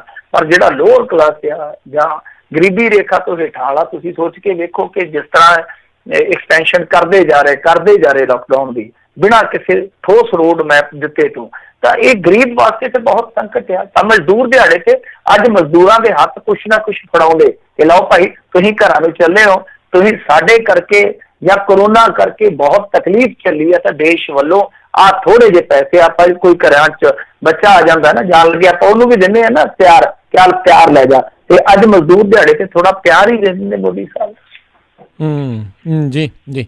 ਅਗਲੀ ਜਿਹੜੀ ਗੱਲ ਕਰੀਏ, ਨਾਂਦੇੜ ਸਾਹਿਬ ਵਿਖੇ ਜਿਹੜੇ ਗੁਰਦੁਆਰਾ ਸਾਹਿਬ ਜਿਹੜਾ ਲੰਗਰ ਸਾਹਿਬ ਆ ਉਸ ਨੂੰ ਸੀਲ ਕੀਤਾ ਗਿਆ ਹੈ। ਹਾਂਜੀ ਦੇਖੋ, ਇਹ ਅਜੀਤ ਅਖਬਾਰ ਦੀ ਰਿਪੋਰਟ ਆ, ਉਹਨਾਂ ਦੇ ਮੁਤਾਬਕ ਕਿ ਸੀਲ ਕਰ ਦਿੱਤਾ ਗਿਆ। ਪਰ ਦੇਖੋ, ਸੀਲ ਕਰਨ ਦਾ ਮਤਲਬ ਇਹ ਆ ਕਿ ਉੱਥੇ ਮਾਮਲਾ ਗੜਬੜਾ ਗਿਆ। ਜੋ ਬਾਬਾ ਜੀ ਗੱਲ ਕਹਿ ਰਹੇ ਸਨ ਕਿ ਅਸੀਂ ਟੈਸਟ ਕਰਵਾਏ ਆ, ਸਾਡਾ ਸ਼ੱਕ ਉਦੋਂ ਹੀ ਸੀਗਾ। ਮੈਂ ਤੇ ਮੰਗ ਕੀਤੀ ਸੀਗੀ ਕਿ ਜੇ ਤੁਸੀਂ ਟੈਸਟ ਕਰਾਏ ਪਹਿਲਾਂ ਦੱਸੋ ਨਾ ਕਿ ਟੈਸਟ ਕਿਹੜਾ ਹੋਇਆ ਵਾ। ਟੈਸਟ ਹੁਣ ਦੇਖੋ, ਰਾਜ ਕਰਨਵੀਰ ਸਿੰਘ ਜੀ, ਟੈਸਟ 3 ਤਰ੍ਹਾਂ ਦੇ, ਸਕਰੀਨਿੰਗ ਨੂੰ ਵੀ ਟੈਸਟ ਕਹੀ ਜਾਂਦੇ ਆ, ਰੈਪਿਡ ਟੈਸਟ ਨੂੰ ਵੀ ਕਹੀ ਜਾਂਦੇ ਆ, ਤੇ ਇਸ ਤੋਂ ਇਲਾਵਾ ਅਸਲ ਜਿਹੜਾ ਟੈਸਟ ਹੈ RNPCR, ਉਹਦਾ ਨਾਮ ਬਹੁਤ ਘੱਟ ਲੋਕਾਂ ਨੂੰ ਪਤਾ ਹੋਣਾ ਸ਼ਾਇਦ ਸਾਡੇ ਇੰਡੀਆ 'ਚ, ਕਿ ਅਸਲ ਦੇ ਵਿੱਚ ਉਹਨੂੰ ਪੁਖਤਾ ਮੰਨਿਆ ਜਾ ਰਿਹਾ ਇੰਡੀਆ ਦੇ ਵਿੱਚ। ਦੂਜੇ ਟੈਸਟਾਂ ਦੀ ਪੁਖਤਗੀ ਜਿਹੜੀ ਆ ਉਹ ਮੰਨੀ ਹੋਈ ਨਹੀਂ ਜਾ ਰਹੀ। ਇਹ ਵੀ ਇੱਕ ਸਮੱਸਿਆ। ਤਾਂ ਉਹ ਕਹਿੰਦੇ ਸਨ ਕਿ ਇੱਥੋਂ ਅਸੀਂ ਸਾਰਾ ਕੁਝ ਭਾਈ ਚੈੱਕ ਕਰਕੇ ਕੱਢਿਆ, ਕੋਈ ਵੀ ਬੰਦਾ ਬਿਮਾਰ ਨਹੀਂ ਸੀ, ਕੋਈ ਵੀ ਬੰਦਾ ਸ਼ਿਮਾਰ ਨਹੀਂ ਸੀ, ਸਭ ਠੀਕ ਠਾਕ ਹੋ ਗਏ। ਇੱਥੋਂ ਰਾਹ ਦੇ ਵਿੱਚੋਂ ਇਹਨਾਂ ਨੇ ਲੰਗਰ ਛਕਿਆ ਹੋਏਗਾ, ਕਿਤੇ ਇੱਥੇ ਰੁਕੇ ਹੋਣਗੇ, ਉੱਥੇ ਰੁਕਣਗੇ, ਬਿਮਾਰੀ ਇਹਨਾਂ ਨੂੰ ਉੱਥੇ ਲੱਗੀ ਆ। ਹੁਣ ਜੇ ਰਾਹ 'ਚ ਵੀ ਲੱਗੀ ਹੋਵੇ, ਇੰਨੇ ਕੁ ਘੰਟਿਆਂ ਬਾਅਦ ਇੰਨੇ ਬੰਦਿਆਂ ਦੇ ਟੈਸਟ ਜਿਹੜੇ ਪੋਜ਼ਿਟਿਵ ਆਉਣੇ ਤਾਂ ਵੀ ਸੰਭਵ ਨਹੀਂ ਹੈ। ਤਾਂ ਦੇਖੋ ਹੁਣ ਹੋਇਆ ਕਿ ਉਸ ਤੋਂ ਬਾਅਦ ਜਿਹੜੀ ਇਹ ਖਬਰ ਆ ਰਹੀ ਹੈ, ਖਬਰ ਦੇ ਮੁਤਾਬਕ ਉੱਥੇ ਕਾਰਵਾਈ ਹੋਈ ਹੈ, ਗੁਰਦੁਆਰਾ ਲੰਗਰ ਸਾਹਿਬ ਨੂੰ ਸਥਾਨਕ ਪ੍ਰਸ਼ਾਸਨ ਵੱਲੋਂ ਸੀਲ ਕਰ ਦਿੱਤਾ ਗਿਆ। ਤਾਂ ਇਹਦਾ ਮਤਲਬ ਹੈ ਕਿ ਉੱਥੇ ਲਾਗ ਹੈ, ਔਰ ਜੇ ਉੱਥੇ ਹੈ ਸੀਲ ਕੀਤਾ ਗਿਆ ਪ੍ਰਸ਼ਾਸਨ ਵੱਲੋਂ ਗੁਰਦੁਆਰਾ ਕੰਪਲੈਕਸ, ਤਾਂ ਇਹਦਾ ਮਤਲਬ ਹੈ ਕਿ ਉੱਥੇ ਬਿਮਾਰੀ ਸੀ। ਇਹਨੂੰ ਹੁਣ ਲੁਕਾਉਣ ਦੀ ਪਹਿਲੀ ਗੱਲ ਹੈ ਕਿ ਰਿਲੀਜੀਅਸ ਪ੍ਰੋਫਾਈਲਿੰਗ ਜਿਹੜੀ ਆ ਉਹ ਨਹੀਂ ਹੋਣੀ ਚਾਹੀਦੀ। ਪਰ ਜੋ ਤੱਥ ਆ ਰਹੇ ਆ ਸਾਹਮਣੇ, ਕਿਉਂਕਿ ਆਪਾਂ ਇਹੀ ਜਾਣਨਾ ਚਾਹੁੰਦੇ ਸੀਗੇ ਨਾ ਕਿ ਅਸਲ ਦੇ ਵਿੱਚ ਖਰਾਬੀ ਕਿੱਥੇ ਹੋਈ ਆ। ਤਾਂ ਖਰਾਬੀ ਠੀਕ ਆ, ਹੋ ਸਕਦਾ ਕਿ ਉੱਥੋਂ ਕਿਤੇ ਨਾ ਕਿਤੇ ਹੋ ਗਈ ਹੋਵੇ, ਕਿਉਂਕਿ ਇੰਨੀ ਸੰਗਤ ਨੂੰ ਦੇਖੋ, ਤੁਸੀਂ ਆਪ ਹੀ ਅੰਦਾਜ਼ਾ ਲਾ ਲਓ ਕਿ ਕੋਈ ਉੱਥੇ ਗੁਰਦੁਆਰਾ ਪ੍ਰਬੰਧਨ ਦਾ ਸੇਵਾਦਾਰ ਜਾਂ ਜਿਹੜੇ ਹੋਰ ਸੇਵਾਦਾਰ ਹੋਣਗੇ, ਕੋਈ ਲਾ ਲਓ ਕੋਈ 150 200, ਉਹ ਕਿਵੇਂ ਡੱਕ ਸਕਦੇ ਆ। ਤੇ ਉੱਥੇ ਜਦੋਂ ਇਸ ਤਰ੍ਹਾਂ ਬੰਦਾ ਫਸਿਆ ਹੁੰਦਾ, ਇੱਧਰ ਉੱਧਰ ਵੀ ਜਾਂਦਾ, 100 ਕਿਸਮ ਦਾ ਤੁਹਾਨੂੰ ਪਤਾ ਬੰਦਾ ਬਿਮਾਰ ਸ਼ੁਮਾਰ ਵੀ ਹੁੰਦਾ, ਉਹਦੀ ਦਵਾਈ ਦੱਪੇ ਦਾ ਵੀ ਪ੍ਰਬੰਧ ਜੇ ਨਾ ਹੋਇਆ ਹੋਵੇ ਤਾਂ ਵੀ ਸਿਹਤ ਜਿਹੜੀ ਆ ਵਿਗੜਦੀ ਆ। ਤਾਂ ਕਹਿਣ ਦਾ ਮਤਲਬ ਇਹ ਆ ਕਿ ਸਾਨੂੰ ਇਸ ਪਾਸਿਓਂ ਇੱਧਰੋਂ ਹੁਣ ਜੇ ਆਹ ਰਿਪੋਰਟ ਆਪਾਂ ਮੰਨੀਏ ਤਾਂ ਇਸ ਪਾਸਿਓਂ ਤੇ ਇਹੀ ਖਬਰ ਲੱਗਦੀ ਆ ਕਿ ਉੱਥੇ ਕੁਛ ਨਾ ਕੁਛ ਗੜਬੜ ਹੋਈ ਆ, ਕਿਉਂਕਿ ਮਹਾਰਾਸ਼ਟਰ ਦੇ ਵਿੱਚ ਸਭ ਕੁਛ ਤੁਹਾਨੂੰ ਪਤਾ ਹੀ ਆ ਕਿ ਕਿਵੇਂ ਗੜਬੜਾਇਆ ਹੋਇਆ। ਦੂਜੀ ਚੀਜ਼ ਇਹ ਆ ਕਿ ਜਦੋਂ ਮਹਾਰਾਸ਼ਟਰ ਦੇ ਵਿੱਚ ਇਹ ਸਭ ਕੁਛ ਹੋਇਆ, ਸਭ ਨੂੰ ਪਤਾ ਕਿ ਮਹਾਰਾਸ਼ਟਰ ਤੇ ਗੁਜਰਾਤ 'ਚ ਇਸ ਵੇਲੇ ਹਾਲ ਕੀ ਹੋਇਆ ਪਿਆ, ਤਾਂ ਉਸ ਵੇਲੇ ਜ਼ਿੰਮੇਵਾਰੀ ਬਣਦੀ ਸੀ ਪੰਜਾਬ ਸਰਕਾਰ ਦੀ, ਕਿਉਂਕਿ ਜਿਹੜੇ ਸਾਡੇ ਉੱਥੇ ਬੈਠੇ ਸਨ ਸਿੱਖ ਸ਼ਰਧਾਲੂ ਜਾਂ ਹੋਰ ਜਿਹੜੇ ਕੋਈ ਲਾਂਭੇ ਬੈਠੇ ਆ, ਉਹ ਤੇ ਹੁਣ ਇੱਕ ਤਰ੍ਹਾਂ ਨਾਲ ਕਹਿ ਲਈਏ ਕਿ ਬੇਆਸਰੇ ਹੋ ਕੇ ਆਸਰਾ ਲੈ ਕੇ ਬੈਠੇ ਗੁਰੂ ਘਰ ਦੇ ਵਿੱਚ, ਠੀਕ ਹੈ ਨਾ। ਉਹਨਾਂ ਦੇ ਕੋਲ ਆਪਣੇ ਪੱਧਰ ਤੇ ਤਾਂ ਕੋਈ ਵੀ ਜੁਗਤ ਹੈ ਨਹੀਂ ਗੀ। ਤਾਂ ਜੁਗਤ ਕਿਹਦੇ ਕੋਲ ਹੈ? ਜੁਗਤ ਤੁਹਾਡੇ ਕੋਲ ਆ। ਜਦੋਂ ਤੁਹਾਡੇ ਕੋਲ ਜੁਗਤ ਆ, ਜਦੋਂ ਤੁਹਾਡੇ ਕੋਲ ਸਾਰੀ ਮਸ਼ੀਨਰੀ ਆ, ਤਾਂ ਤੁਹਾਨੂੰ ਚਾਹੀਦਾ ਸੀਗਾ ਕਿ ਤੁਸੀਂ ਜਦੋਂ ਏਡੇ ਵੱਡੇ ਜਥੇ ਨੂੰ ਇੱਧਰ ਲਿਆਉਣਾ ਸੀਗਾ ਤਾਂ ਤੁਸੀਂ ਉੱਥੇ ਹੀ ਜਿਹੜੇ ਆਪਣੇ ਟੈਸਟ, ਜਿਹੜੇ ਪੁਖਤਾ ਟੈਸਟ ਸੀਗੇ ਉਹ ਕਰ ਲੈਂਦੇ। ਤਾਂ ਜਿਹੜੇ ਵੀ ਬੰਦੇ ਪੋਜ਼ਿਟਿਵ ਆਉਂਦੇ, ਚਲੋ ਉਹਨਾਂ ਨੂੰ ਕਹਿੰਦੇ ਕਿ ਭਾਈ ਤੁਸੀਂ ਇੱਥੇ ਕੁਆਰੰਟੀਨ ਹੋ ਜਾਓ, ਇੱਥੇ ਹੀ ਤੁਹਾਡਾ ਇਲਾਜ ਚੱਲੂਗਾ, ਅਸੀਂ ਵੀ ਕੋਆਰਡੀਨੇਟ ਕਰਾਂਗੇ ਉੱਥੋਂ ਦੀ ਸਰਕਾਰ ਦੇ ਨਾਲ ਔਰ ਤੁਹਾਡਾ ਖਿਆਲ ਰੱਖਾਂਗੇ। ਉਸ ਤੋਂ ਬਾਅਦ ਜਦੋਂ ਤੁਸੀਂ ਫਿੱਟ ਹੋ ਜਾਓਗੇ ਅਸੀਂ ਤੁਹਾਨੂੰ ਲੈ ਕੇ ਜਾਵਾਂਗੇ। ਤੇ ਜਿਹੜੇ ਬੰਦੇ ਫਿੱਟ ਸਨ, ਜਿਹੜੇ ਬੰਦੇ ਨੈਗੇਟਿਵ ਆਉਂਦੇ, ਉਹਨਾਂ ਨੂੰ ਲੈ ਆਉਂਦੇ। ਤਾਂ ਕੀ ਫਰਕ ਪੈਂਦਾ ਸੀ? ਸੋ ਗੱਲ ਇਹ ਆ ਕਿ ਉੱਥੇ ਕਿਸੇ ਨੇ, ਮੈਂ ਨਹੀਂ ਕਹਿੰਦਾ ਕਿ ਕਿਸੇ ਨੇ ਬਿਮਾਰੀ ਖਰੀਦੀ ਆ ਉੱਥੇ ਜਾਂ ਜਾਣ ਬੁੱਝ ਕੇ ਆਪਣੇ ਆਪ ਨੂੰ ਚੰਬੇੜੀ ਆ। ਉੱਥੇ ਤੇ ਜੋ ਕੁਝ ਹੋਣਾ ਸੀ ਹੋ ਗਿਆ। ਹੁਣ ਉੱਥੇ ਕੀ ਵਾਪਰਿਆ ਇਹ ਤੇ ਜਾਂਚ ਪੜਤਾਲ ਦਾ ਵਿਸ਼ਾ ਤੇ ਖਬਰ ਜਿਹੜੀ ਆਈ ਆਪਾਂ ਸਾਂਝੀ ਕਰ ਰਹੇ ਹਾਂ। ਹੁਣ ਅੰਦਰ ਦੀ ਕੀ ਗੱਲ ਆ, ਹਾਲੇ ਛਣ ਕੇ ਗੱਲ ਬਾਹਰ ਆਊਗੀ। ਪਰ ਜੋ ਸਾਡੀ ਇੱਥੋਂ ਦੀ ਸਰਕਾਰ ਦੀ ਕਾਰਜ ਪ੍ਰਣਾਲੀ ਰਹੀ ਆ, ਉਹਦੇ ਤੇ ਜ਼ਰੂਰ ਸਵਾਲ ਉੱਠਦੇ ਆ ਕਿ ਤੁਸੀਂ ਪਹਿਲਾਂ ਵੀ ਨਹੀਂ ਸਾਂਭਿਆ, ਮਤਲਬ ਕਿ ਆਪਦਾ ਅਗਾਊ ਪ੍ਰਬੰਧ ਨਹੀਂ ਕੀਤਾ, ਔਰ ਇੱਥੇ ਲਿਆ ਕੇ ਵੀ ਤੁਸੀਂ ਇਹੋ ਜਿਹੀਆਂ ਕਰਤੂਤਾਂ ਕੀਤੀਆਂ ਕਿ ਬੰਦੇ ਘਰੇ ਘਲਾ ਦਿੱਤੇ, ਸੈਂਪਲ ਲੈ ਲਏ। ਔਰ ਕਮਾਲ ਦੀ ਗੱਲ ਹੈ ਕਿ ਜਿਨ੍ਹਾਂ ਦੇ ਸੈਂਪਲ ਪੋਜ਼ਿਟਿਵ ਆ ਗਏ, ਮੁੜ ਕੇ ਤੁਸੀਂ ਫਿਰ ਉਹਨਾਂ ਨੂੰ ਘਰਾਂ 'ਚ ਲੱਭਦੇ ਫਿਰਦੇ ਸੀ। ਤੇ 48 ਘੰਟੇ ਜਾਂ 24 ਘੰਟੇ ਜਿਹੜੇ ਉਹ ਘਰਾਂ 'ਚ ਰਹਿ ਆਏ ਆ ਜਾਂ ਆਸੇ ਪਾਸੇ ਜਾ ਆਏ ਆ, ਨਾਲ ਤੁਸੀਂ ਉਹ ਵੀ ਰਗੜ ਕੇ ਰੱਖਦੇ। ਜੀ ਜੀ ਬਿਲਕੁਲ। ਇਸ ਟਾਈਮ ਰਿਲੀਜੀਅਸ ਪ੍ਰੋਫਾਈਲਿੰਗ ਦਾ ਕੰਮ ਜਿਹੜਾ ਬਹੁਤ ਜ਼ਿਆਦਾ ਵਧਿਆ ਹੋਇਆ ਹੈ ਅਤੇ ਸਾਰਿਆਂ ਨੂੰ ਕਿਤੇ ਨਾ ਕਿਤੇ ਲਗਾਮ ਲਾਉਣ ਦੀ ਜ਼ਰੂਰਤ ਹੈਗੀ ਆ। ਅਗਲੀ ਜਿਹੜੀ ਮਿੰਟੂ ਜੀ ਗੱਲ ਕਰਦੇ, ਅੰਮ੍ਰਿਤਸਰ ਸਾਹਿਬ ਤੋਂ ਇਹ ਖਬਰ ਆ, ਕਹਿੰਦੇ ਵੀ ਨਾਂਦੇੜ ਸਾਹਿਬ ਤੋਂ ਪਰਤੀ ਸੰਗਤ ਨੇ ਜਿਹੜੇ ਕਰੋਨਾ ਟੈਸਟ ਕਰਦੇ ਸਮੇਂ ਮਹਿਲਾ ਡਾਕਟਰ ਬੇਹੋਸ਼ ਹੋ ਗਈ। ਉਹਨੂੰ ਉੱਠ ਕੇ ਕੋਈ ਕੱਟੜੇ ਨਾ ਕਹਿ ਦੇਵੇ ਕਿ ਉਹਨਾਂ ਨੇ ਫੂਕ ਮਾਰੀ ਸੀਗੀ, ਫੂਕ ਮਾਰਿਆ ਤੇ ਡਾਕਟਰ ਦੀ ਜਿਹੜੀ ਬੇਹੋਸ਼ ਹੋ ਗਈ ਆ, ਕਿਉਂਕਿ ਸਿੱਖ ਸ਼ਰਧਾਲੂਆਂ ਨੇ ਫੂਕ ਮਾਰ ਦਿੱਤੀ। ਜਿਹਦੇ ਕੋਲ ਅੱਜ ਕੱਲ੍ਹ ਕੋਈ ਕੰਮ ਨਹੀਂ ਹੈ ਨਾ, ਉਹ ਸਿੱਖਾਂ ਤੇ ਮੁਸਲਮਾਨਾਂ ਦੇ ਮਗਰ ਲੱਗ ਜਾਂਦਾ। ਸੋ ਇਹ ਚੀਜ਼ ਜਿਹੜੀ ਆ ਉਹ ਜਿਵੇਂ ਤੁਸੀਂ ਕਿਹਾ ਕਿ ਰਿਲੀਜੀਅਸ ਪ੍ਰੋਫਾਈਲਿੰਗ ਨਹੀਂ ਹੋਣੀ ਚਾਹੀਦੀ, ਬਿਲਕੁਲ ਨਹੀਂ ਹੋਣੀ ਚਾਹੀਦੀ। ਬਿਮਾਰੀ ਦਾ ਕੋਈ ਧਰਮ ਨਹੀਂ ਹੁੰਦਾ, ਔਰ ਜਿਹੜਾ ਧਰਮ ਨੂੰ ਮਤਲਬ ਬਿਮਾਰੀ ਨਾਲ ਜੋੜਦਾ ਅਸਲ ਦੇ ਵਿੱਚ ਉਹ ਰੋਗੀ ਆ, ਉਹਨੂੰ ਆਪਣੇ ਦਿਮਾਗ ਦਾ ਇਲਾਜ ਕਰਵਾਉਣਾ ਚਾਹੀਦਾ। ਰਾਜ ਕਰਨਵੀਰ ਸਿੰਘ ਜੀ, ਔਰ ਇਹ ਜਿਹੜੀ ਘਟਨਾ ਵਾਪਰੀ ਆ ਇਹ ਬੜੀ ਹੈਰਾਨ ਕਰਦੀ ਆ। ਅੰਮ੍ਰਿਤਸਰ ਦੇ ਵਿੱਚ ਹੀ ਆ ਕਿ ਇੱਕ ਡਾਕਟਰਨੀ ਜਿਹੜੀ ਬੀਬੀ ਸੀਗੀ ਉਹ ਬੇਹੋਸ਼ ਹੋ ਗਈ ਆ। ਉਸ ਤੋਂ ਬਾਅਦ ਉਹਨੇ ਜੋ ਦਿਲ ਖੋਲ ਕੇ ਗੱਲਾਂ ਕੀਤੀਆਂ ਉਹ ਵਿਵਸਥਾ ਦੀ ਜਾਂ ਪ੍ਰਬੰਧ ਦੀ ਪੋਲ ਖੋਲਣ ਵਾਲੀ ਗੱਲ ਆ। ਉਹ ਕਹਿੰਦੇ ਆ ਕਿ ਸਿਵਲ ਸਰਜਨ ਕੋਲੋਂ ਟਾਈਮ ਤੇ ਪੂਰਾ ਸਮਾਨ ਨਹੀਂ ਮਿਲ ਰਿਹਾ ਸਾਨੂੰ। ਉਹਨਾਂ ਦਾ ਕਹਿਣਾ ਸੀਗਾ ਕਿ ਜੋ ਪੀਪੀ ਕਿੱਟਾਂ ਮੁਹੱਈਆ ਕਰਵਾਈਆਂ ਜਾ ਰਹੀਆਂ ਉਹ ਵੀ ਮਿਆਰ ਪੱਖੋਂ ਘਟੀਆ ਪੱਧਰ ਦੀਆਂ ਹਨ, ਇਸੇ ਕਰਕੇ ਹੀ ਅਜਿਹੇ ਹਾਦਸੇ ਵਾਪਰ ਰਹੇ ਆ। ਤਾਂ ਤੁਸੀਂ ਆਪ ਹੀ ਸਮਝ ਲਵੋ ਕਿ ਕੀ ਮਾਜਰਾ ਚੱਲ ਰਿਹਾ, ਕੀ ਮਾਮਲਾ ਚੱਲਦਾ ਪਿਆ ਕਿ ਇੱਕ ਪਾਸੇ ਤੇ ਇੱਥੇ ਲੋੜੇ ਵੱਜਣ ਦੇ, ਦੂਸਰੇ ਪਾਸੇ ਡਾਕਟਰ ਜਿਹੜੇ ਆ ਉਹ ਖੁਦ ਦੇ ਪ੍ਰਬੰਧਾਂ ਤੇ ਸਵਾਲ ਕਰਦੇ ਪਏ ਆ। ਔਰ ਇਹ ਉਹੀ ਹਸਪਤਾਲ ਹੈ ਜਾਂ ਉਹੀ ਸ਼ਹਿਰ ਆ ਜਿੱਥੇ ਪੀਪੀ ਘੁਟਾਲਾ ਜਿਹੜਾ ਪਹਿਲਾਂ ਹੀ ਘੰਟੀਆਂ ਵਜਾ ਚੁੱਕਾ ਕਿ ਜਾਗੋ ਪੰਜਾਬੀਏ ਜਾਗੋ।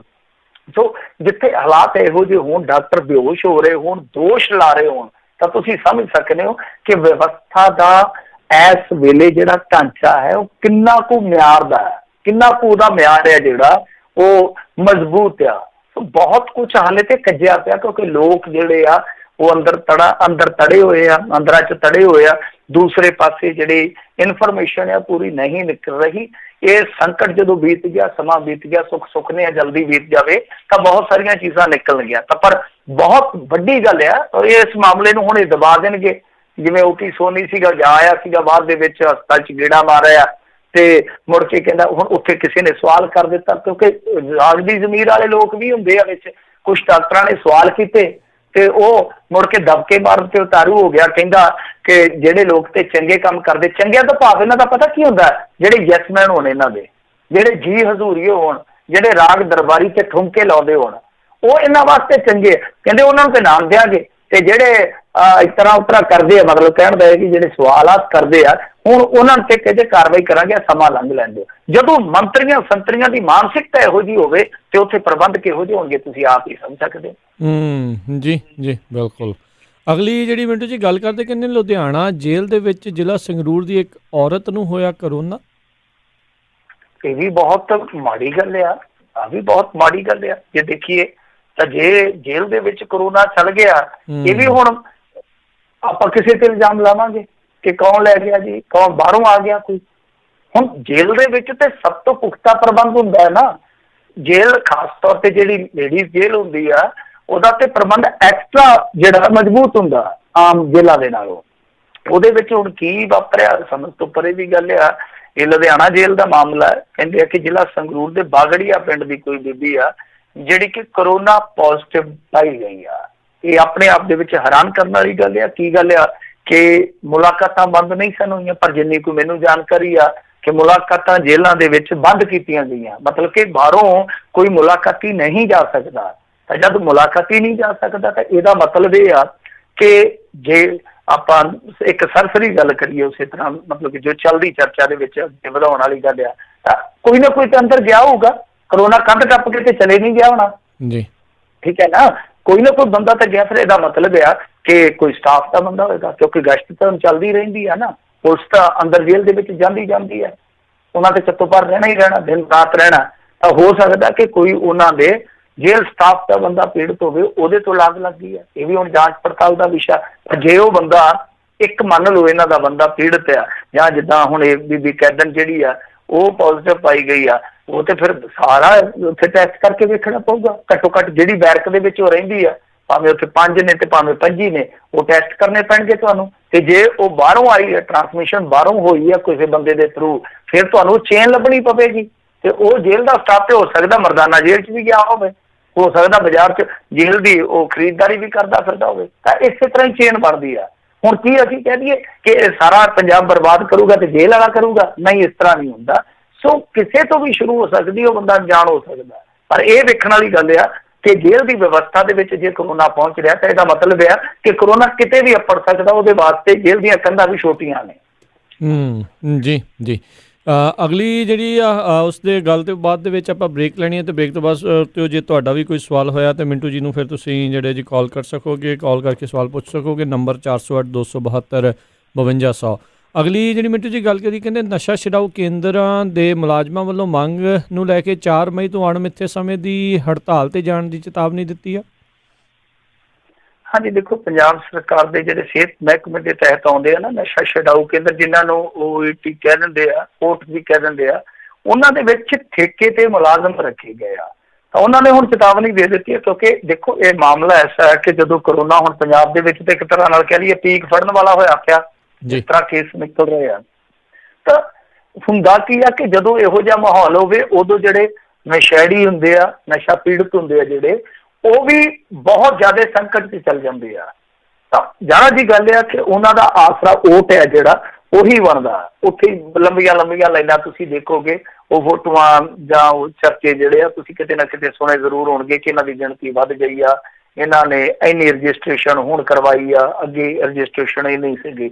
ਉਸ ਸਿਰ ਤੇ ਸਿਰਫ ਇਹੀ ਅਸਰ ਹੁੰਦਾ ਕਿ ਜਦੋਂ ਵੀ ਇਸ ਤਰ੍ਹਾਂ ਦਾ ਕੋਈ ਕ੍ਰਾਈਸਿਸ ਆਉਂਦਾ, ਇਸ ਤਰ੍ਹਾਂ ਦਾ ਕੋਈ ਸਖਤਾਈ ਵਾਲਾ ਮਾਮਲਾ ਆਉਂਦਾ, ਤਾਂ ਉਦੋਂ ਨਸ਼ੇੜੀ ਜਿਹੜੇ ਆ ਉਹ ਵੱਧ ਜਾਂਦੇ ਆ, ਨਸ਼ਾ ਛਡਾਊ ਕੇਂਦਰਾਂ ਵੱਲ ਮੁਹਾਰਾ ਮੋੜ ਲੈਂਦੇ ਆ।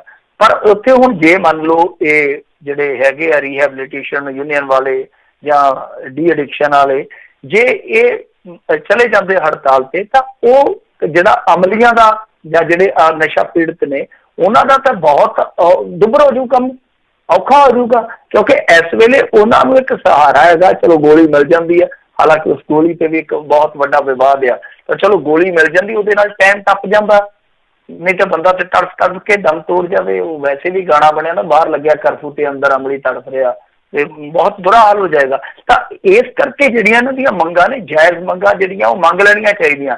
ਹਾਲਾਂਕਿ ਕਈ ਯੂਨੀਅਨਾਂ ਤੁਹਾਨੂੰ ਪਤਾ ਕਈ ਵਾਰ ਮੌਕੇ ਦਾ ਫਾਇਦਾ ਚੁੱਕਦੀਆਂ ਕਿ ਦਬਾਅ ਬਣਾਇਆ ਜਾਵੇ ਸਰਕਾਰ ਤੇ, ਉਹ ਵੀ ਚੀਜ਼ ਠੀਕ ਨਹੀਂ ਹੈ ਹਾਲ ਦੀ ਘੜੀ। ਪਰ ਜਿਹੜੀਆਂ ਜੈਨੂਅਨ ਮੰਗਾਂ ਨੇ, ਜੋ ਇਸ ਵੇਲੇ ਉਹਨਾਂ ਦੀਆਂ ਮੰਗਾਂ ਨੇ, ਜੋ ਉਹਨਾਂ ਨੂੰ ਮੁਸੀਬਤਾਂ ਦੁੱਖਾਂ ਦਾ ਸਾਹਮਣਾ ਕਰਨਾ ਪੈ ਰਿਹਾ, ਉਹਨਾਂ ਦਾ ਹੱਲ ਕਰਨਾ ਚਾਹੀਦਾ। ਔਰ ਕੋਈ ਵੀ ਮੇਰੇ ਖਿਆਲ ਦੇ ਨਾਲ ਜੇ ਹੜਤਾਲ ਹੁੰਦੀ ਹੈ ਇਸ ਵੇਲੇ, ਉਹ ਪੰਜਾਬ ਵਾਸਤੇ ਬਹੁਤ ਖਤਰਨਾਕ ਹੋ ਸਕਦੀ ਹੈ ਜੀ। ਜੀ, ਅਤੇ ਇੱਥੇ ਆਪਾਂ ਇੱਕ ਬ੍ਰੇਕ ਲੈਂਦੇ ਹਾਂ। ਬ੍ਰੇਕ ਤੋਂ ਬਾਅਦ ਸਰੋਤਿਓ ਮੁੜ ਕੇ ਫਿਰ ਵਾਪਸ ਹਾਜ਼ਰ ਹੁੰਦੇ ਹਾਂ। ਜੇ ਤੁਸੀਂ ਵੀ ਕੋਈ ਸਵਾਲ ਪੁੱਛਣਾ ਚਾਹੁੰਦੇ ਹੋ ਤਾਂ ਕਾਲ ਕਰ ਸਕਦੇ ਹੋ। ਸਟੂਡੀਓ 'ਚ ਨੰਬਰ ਕਾਲ ਕਰਨ ਦੇ ਲਈ ਨੰਬਰ ਹੈ 408 272 5200। ਮਿਲਦੇ ਹਾਂ ਇੱਕ ਬ੍ਰੇਕ ਤੋਂ ਬਾਅਦ 'ਚ।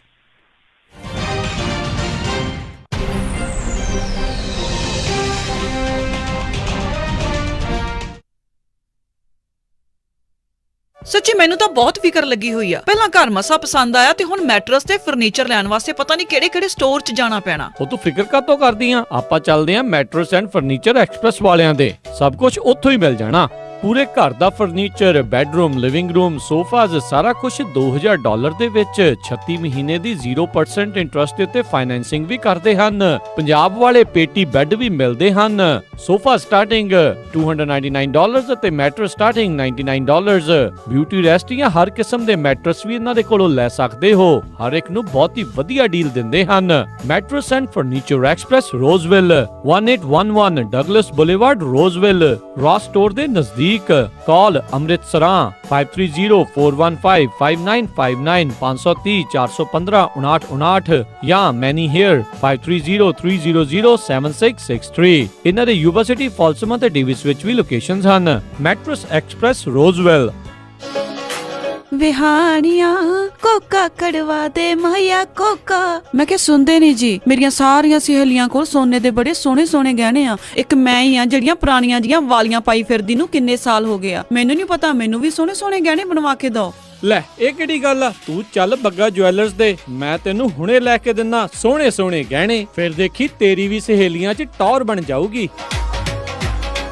ਬੱਗਾ ਜੁਐਲਰਸ ਸੈਕਰਾਮੈਂਟੋ, ਜਿੱਥੋਂ ਖਰੀਦ ਸਕਦੇ ਹੋ ਵਿਆਹ ਸ਼ਾਦੀਆਂ ਲਈ ਖੂਬਸੂਰਤ ਗਹਿਣੇ ਤੇ ਨਾਲ ਹੀ ਸੋਨੇ ਦੇ ਬਦਲੇ ਕੈਸ਼ ਵੀ ਲੈ ਸਕਦੇ ਹੋ। ਵਿਆਹ ਸ਼ਾਦੀ ਜਾਂ ਕਿਸੇ ਵੀ ਇਵੈਂਟ ਤੇ ਡੈਕੋਰੇਸ਼ਨ ਵੀ ਕਰਦੇ ਹਨ ਤੇ ਹਰ ਤਰ੍ਹਾਂ ਦੇ ਕਸਟਮ ਗਹਿਣੇ ਤਿਆਰ ਕਰਵਾ ਸਕਦੇ ਹੋ। ਹੋਰ ਜਾਣਕਾਰੀ ਲਈ ਕਾਲ ਕਰੋ ਜੌਨੀ ਜੀ ਨੂੰ 9169128842 916 912 8842। ਪਤਾ ਨੋਟ ਕਰੋ 6930 65th street, number 115, Chinatown supermarket, Sacramento. Phone number 916 912 8842 9169128842। Bagga jewellers, Sacramento. Sat Sri ਅਕਾਲ ਮੈਡਮ ਜੀ, ਪਤਾ ਲੱਗਾ ਸੀ ਤੁਹਾਡੇ ਬੱਚੇ ਦਾ ਵਿਆਹ ਮੈਂ ਸੋਚਿਆ ਵੀ ਜਾ ਕੇ ਪਤਾ ਕਰੀਏ। ਲਿਖਾਓ ਕੀ ਕੀ ਰਿਕੁਆਇਰਮੈਂਟ ਹੈ। ਹਾਂਜੀ ਦੇਖੋ 1300 ਤੋਂ 1400 ਤੱਕ ਦੀ ਸਾਡੀ ਗੈਦਰਿੰਗ ਹੋਏਗੀ ਐਨੀ? ਤੇ ਪਾਰਟੀ ਹਾਲ ਮੈਨੂੰ ਬਿਲਕੁਲ ਨਵਾਂ ਨਕੋਰ ਚਾਹੀਦਾ। ਅੱਛਾ ਜੀ। ਤੇ ਫੂਡ ਦੀ ਕੁਆਲਿਟੀ ਨਾਲ ਪਲੀਜ਼ ਕੋਈ ਕੰਪਰੋ ਨਹੀਂ ਚਾਹੀਦਾ। ਅੱਛਾ ਜੀ। ਤੇ ਡੈਕੋਰੇਸ਼ਨ ਜਿਹੜੀ ਉਹ ਬਿਲਕੁਲ ਲਾਜਵਾਬ ਹੋਵੇ। ਅੱਛਾ ਜੀ। ਐਂਡ ਮੋਰ ਓਵਰ ਇੰਨੀ ਕੁ ਗੈਦਰਿੰਗ ਆ ਤਾਂ ਪਾਰਕਿੰਗ ਸਪੇਸ ਵੀ ਖੁੱਲੀ ਹੋਣੀ ਚਾਹੀਦੀ ਆ। ਚੰਗਾ ਫਿਰ ਮੈਡਮ ਜੀ ਮੈਂ ਤੇ ਚੱਲਦਾ। ਹੁਣ ਤੁਸੀਂ ਕਿੱਥੇ ਚੱਲੇ? ਇੰਨਾ ਵੱਡਾ ਕੰਮ ਸਾਡੇ ਕੋਲੋਂ ਨਹੀਂ ਸੰਭਿਆ ਜਾਣਾ। ਮਿਰਾਜ ਫॉर ਯੂ ਵਾਲੇ ਰਾਜਾ ਸਿੰਘ ਨੂੰ ਫੋਨ ਕਰ ਲਓ। ਮਿਰਾਜ ਬੈਂਕਟ ਹਾਲ ਜਿਨ੍ਹਾਂ ਕੋਲ ਨੇ 2 ਬੈਂਕਟ ਹਾਲ 300 ਤੇ 1000 ਦੀ ਕਪੈਸਿਟੀ ਵਾਲੇ। ਮਿਰਾਜ ਬੈਂਕਟ ਹਾਲ ਜਿਨ੍ਹਾਂ ਕੋਲ ਹੈ ਨੰਬਰ 1 ਕੇਟਰਿੰਗ ਇਨ ਟਾਊਨ, ਬੈਸਟ ਸਵੀਟਸ ਤੇ ਤੁਹਾਡੇ ਫੰਕਸ਼ਨ ਲਈ best ambience.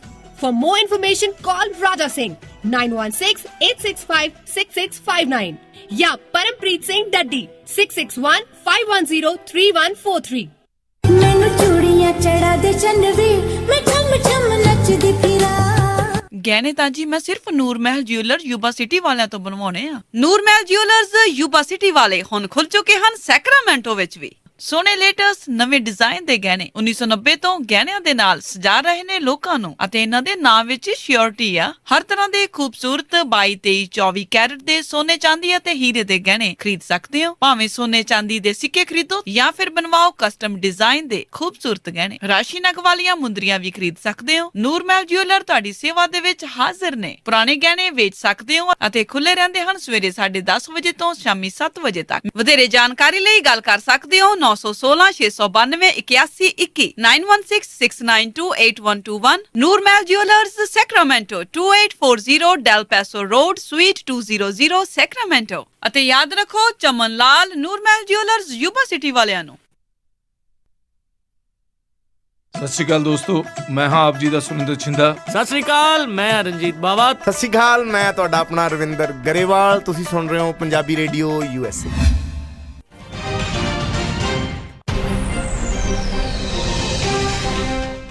Punjabi radio USA ਸੁਣ ਰਹੇ ਸਾਰੇ ਹਿਮਾਨਯੋਗ ਅਤੇ ਸਤਿਕਾਰ ਸਰੋਤਿਆਂ ਨੂੰ ਇੱਕ ਵਾਰੀ ਫੇਰ ਨਿੱਕੀ ਜੀ ਆਇਆਂ ਨੂੰ ਸਭ ਦਾ ਸਵਾਗਤ ਹੈ ਸਰੋਤੇ ਪ੍ਰੋਗਰਾਮ ਦੇ ਵਿੱਚ। ਪ੍ਰੋਗਰਾਮ ਚੱਲ ਰਿਹਾ ਜੀ ਆਪਣਾ ਇਸ ਟਾਈਮ ਖਬਰ ਤੇ ਨਜ਼ਰ। ਮਿੰਟੂ ਜੀ ਜੀ ਆਇਆਂ ਨੂੰ ਸਵਾਗਤ ਹੈ, ਸਤਿ ਸ਼੍ਰੀ ਅਕਾਲ ਇੱਕ ਵਾਰੀ ਫੇਰ ਜੀ। ਜੀ ਸ਼ੁਕਰੀਆ ਜੀ।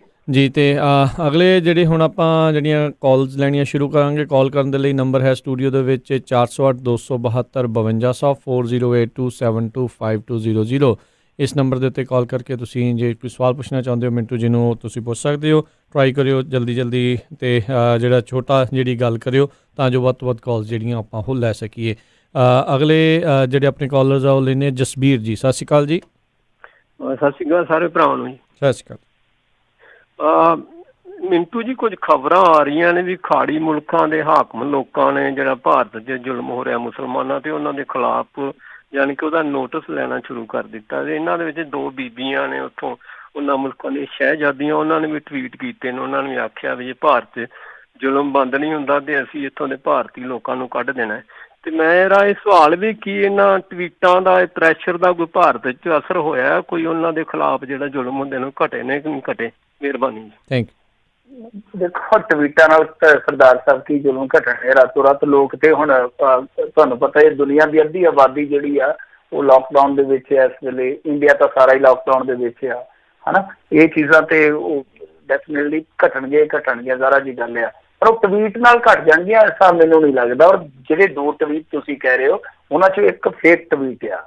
ਓਮਾਨ ਦੀ ਜਿਹੜੀ ਪ੍ਰਿੰਸੈਸ ਆ ਉਹ ਫੇਕ ਟਵੀਟ ਆ ਔਰ ਅਸਲ ਦੇ ਵਿੱਚ ਇਸ ਸਮੇਂ ਰॉ ਔਰ ISI ਦਾ ਇੱਕ ਸਾਈਬਰ ਵਾਰਫੇਅਰ ਵੀ ਚੱਲਦਾ ਪਿਆ।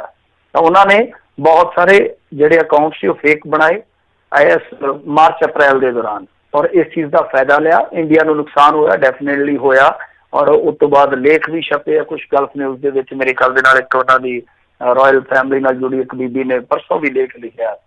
ਤਾਂ ਉਸ ਤੋਂ ਬਾਅਦ ਸਾਡੇ ਪ੍ਰਧਾਨ ਮੰਤਰੀ ਨੇ ਟਵੀਟ ਕੀਤਾ।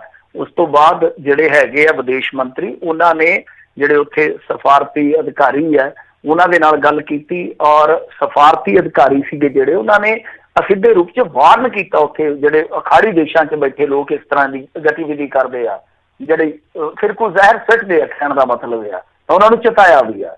ਸੋ ਇੰਡੀਆ ਨੇ ਉਹਦਾ ਐਕਸ਼ਨ ਲਿਆ ਵਾ, ਉਹਦਾ ਨੋਟਿਸ ਲਿਆ ਇਸ ਚੀਜ਼ ਦਾ ਕਿ ਜਿਹੜੇ ਲੋਕ ਇਸ ਤਰ੍ਹਾਂ ਕਰਦੇ ਉਹ ਨਾ ਕਰਨ।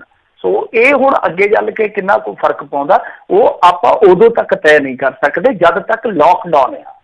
ਜੀ ਜੀ। ਅਗਲੇ ਕਾਲਰ ਨੇ ਜਤਿੰਦਰਪਾਲ ਜੀ, ਸਤਿ ਸ਼੍ਰੀ ਅਕਾਲ। ਮੇਰਾ ਸਵਾਲ ਸੀਗਾ ਜੀ, ਕਸ਼ਮੀਰ ਦੇ ਬਾਰੇ ਪਤਾ ਲੈਣਾ ਸੀ, ਕੋਈ ਅਪਡੇਟ ਹੈ? ਕਿਉਂਕਿ ਉੱਥੇ ਵੀ ਇਹ ਤਾਂ ਬਹੁਤ ਟਾਈਮ ਤੋਂ ਕੀ ਕਹਿੰਦੇ ਨੇ ਹੋਇਆ ਸਾਰਾ ਲਾਕਡਾਊਨ ਹੀ ਉਹਨਾਂ ਦਾ। ਹਾਂਜੀ, ਤੇ ਵੀ ਉਹਨਾਂ ਦੀ ਕੀ ਹਾਲਤ ਹੋਈ ਹੋਊਗੀ? ਆਪਣੇ ਤਾਂ ਫੇਰ ਕੀ ਕਹਿੰਦੇ ਨੇ ਕਾਫੀ ਖੁੱਲ੍ਹਾਂ ਵਗੈਰਾ ਮਿਲੀਆਂ ਸੀਗੀਆਂ, ਤੇ ਇੱਥੇ ਮਾੜੀ ਹਾਲਤ ਆ, ਤੇ ਉਹਨਾਂ ਦਾ ਕੋਈ ਖਬਰਸਾਰ ਹੈ ਜੀ? ਇੰਨੀ ਜੀ, ਧੰਨਵਾਦ। ਨਹੀਂ ਜੀ, ਹੁਣ ਤੇ ਆਪਣੀ ਖਬਰ ਨਹੀਂ ਹੈਗੀ ਕਿ ਇਸ ਵੇਲੇ ਤੇ ਜਿਹੜੇ ਹਾਲਾਤ ਬਣੇ ਪਏ, ਸਭ ਨੂੰ ਆਪੋ ਆਪਣੀ ਪਈ ਭਰਾਵੋ, ਸਭ ਨੂੰ ਆਪੋ ਆਪਣੀ ਪਈ ਹਨਾ। ਕਿੰਨੇ ਤੁਸੀਂ ਦੇਖੇ ਹੋਣੇ ਆ ਸਟੇਟਾਂ ਦੇ ਝਗੜੇ, ਰਵੀਸ਼ ਕੁਮਾਰ ਦੀ ਤੁਸੀਂ ਰਿਪੋਰਟ ਦੇਖੋ, ਕਿੰਨੇ ਸੜਕ ਬੰਦ ਕਰਕੇ ਬਹਿ ਗਏ ਜ਼ਿਲ੍ਹੇ ਜਿਹੜੇ ਹੈਗੇ ਆ ਨਾ ਹਰਿਆਣੇ ਵਾਲੇ, ਇਹਨਾਂ ਨੇ ਵੀ ਮੇਰੇ ਖਿਆਲ ਦੇ ਨਾਲ ਗੜਗਾਉਂ ਦੇ ਕੋਲੋਂ ਰਸਤੇ ਬੰਦ ਕਰ ਦਿੱਤੇ ਕਿ ਅਸੀਂ ਲੰਘਣ ਹੀ ਨਹੀਂ ਦੇਣਾ ਕਿਸੇ ਨੂੰ ਦਿੱਲੀ ਵਾਲੇ ਪਾਸਿਓਂ। ਤਾਂ ਇਸ ਵੇਲੇ ਤਾਂ ਮਾਹੌਲ ਇਹ ਆ ਕਿ ਹਰੇਕ ਸਟੇਟ ਆਪਣੇ ਬਾਰੇ ਸੋਚ ਰਿਹਾ ਸਰ, ਹਰੇਕ ਸ਼ਹਿਰ ਆਪਣੇ ਬਾਰੇ ਸੋਚ ਰਿਹਾ, ਹਰੇਕ ਪਿੰਡ ਆਪਣੇ ਬਾਰੇ ਸੋਚ ਰਿਹਾ, ਹਰੇਕ ਪਰਿਵਾਰ ਆਪਣੇ ਬਾਰੇ ਸੋਚ ਰਿਹਾ। ਹਾਂ, ਕਸ਼ਮੀਰ ਦਾ ਹਾਲ ਜਿਵੇਂ ਤੁਸੀਂ ਕਿਹਾ ਕਿ ਲੋਕਡਾਊਨ ਵਾਲਾ ਪਹਿਲਾਂ ਸੀਗਾ, ਤਾਂ ਉੱਥੇ ਲੋਕਡਾਊਨ ਹੈ ਹਾਲ ਦੀ ਘੜੀ, ਉੱਥੇ ਪਹਿਲਾਂ ਹੀ ਫੋਰਸ ਜਿਹੜੀ ਹੈ ਬਹੁਤ ਜ਼ਿਆਦਾ ਲੱਗੀ ਆ। ਤਾਂ ਜਦੋਂ ਲੋਕਡਾਊਨ ਖੁੱਲ੍ਹੇਗਾ ਉਸ ਤੋਂ ਬਾਅਦ ਕੀ ਨਵੀਂ ਪ੍ਰੋਗਰੈਸ ਹੁੰਦੀ ਆ, ਕੀ ਨਵੀਂ ਡਿਵੈਲਪਮੈਂਟ ਹੁੰਦੀ ਹੈ ਇਸ ਮੁੱਦੇ ਤੇ, ਉਹ ਦੇਖਣਾ ਹੋਏਗਾ। ਹਾਲ ਦੀ ਘੜੀ ਸੁਪਰੀਮ ਕੋਰਟ ਦੇ ਵਿੱਚ ਮਾਮਲਾ 370 ਵਾਲਾ, ਉਹਦੇ ਚੋਂ ਫੈਸਲਾ ਆਉਣਾ ਬਾਕੀ ਹੈ, ਪਰ ਉਹ ਸਾਰੀਆਂ ਚੀਜ਼ਾਂ ਹੁਣ ਪਿੱਛੇ ਛੁੱਟ ਗਈਆਂ। ਮੈਂ ਜਿਵੇਂ ਤੁਹਾਨੂੰ ਕਿਹਾ ਕਿ ਇਸ ਵੇਲੇ ਫਿਕਰ ਜਿਹੜਾ ਹਰੇਕ ਨੂੰ ਆਪੋ ਆਪਣਾ ਕਿ ਸਾਡਾ ਪਿੰਡ ਬਚ ਜਾਵੇ, ਸਾਡਾ ਪਰਿਵਾਰ ਬਚ ਜਾਵੇ। ਜੀ, ਅਗਲੇ ਕਾਲਰ ਨੇ ਦੀਪਿੰਦਰ ਜੀ, ਸਤਿ ਸ਼੍ਰੀ ਅਕਾਲ।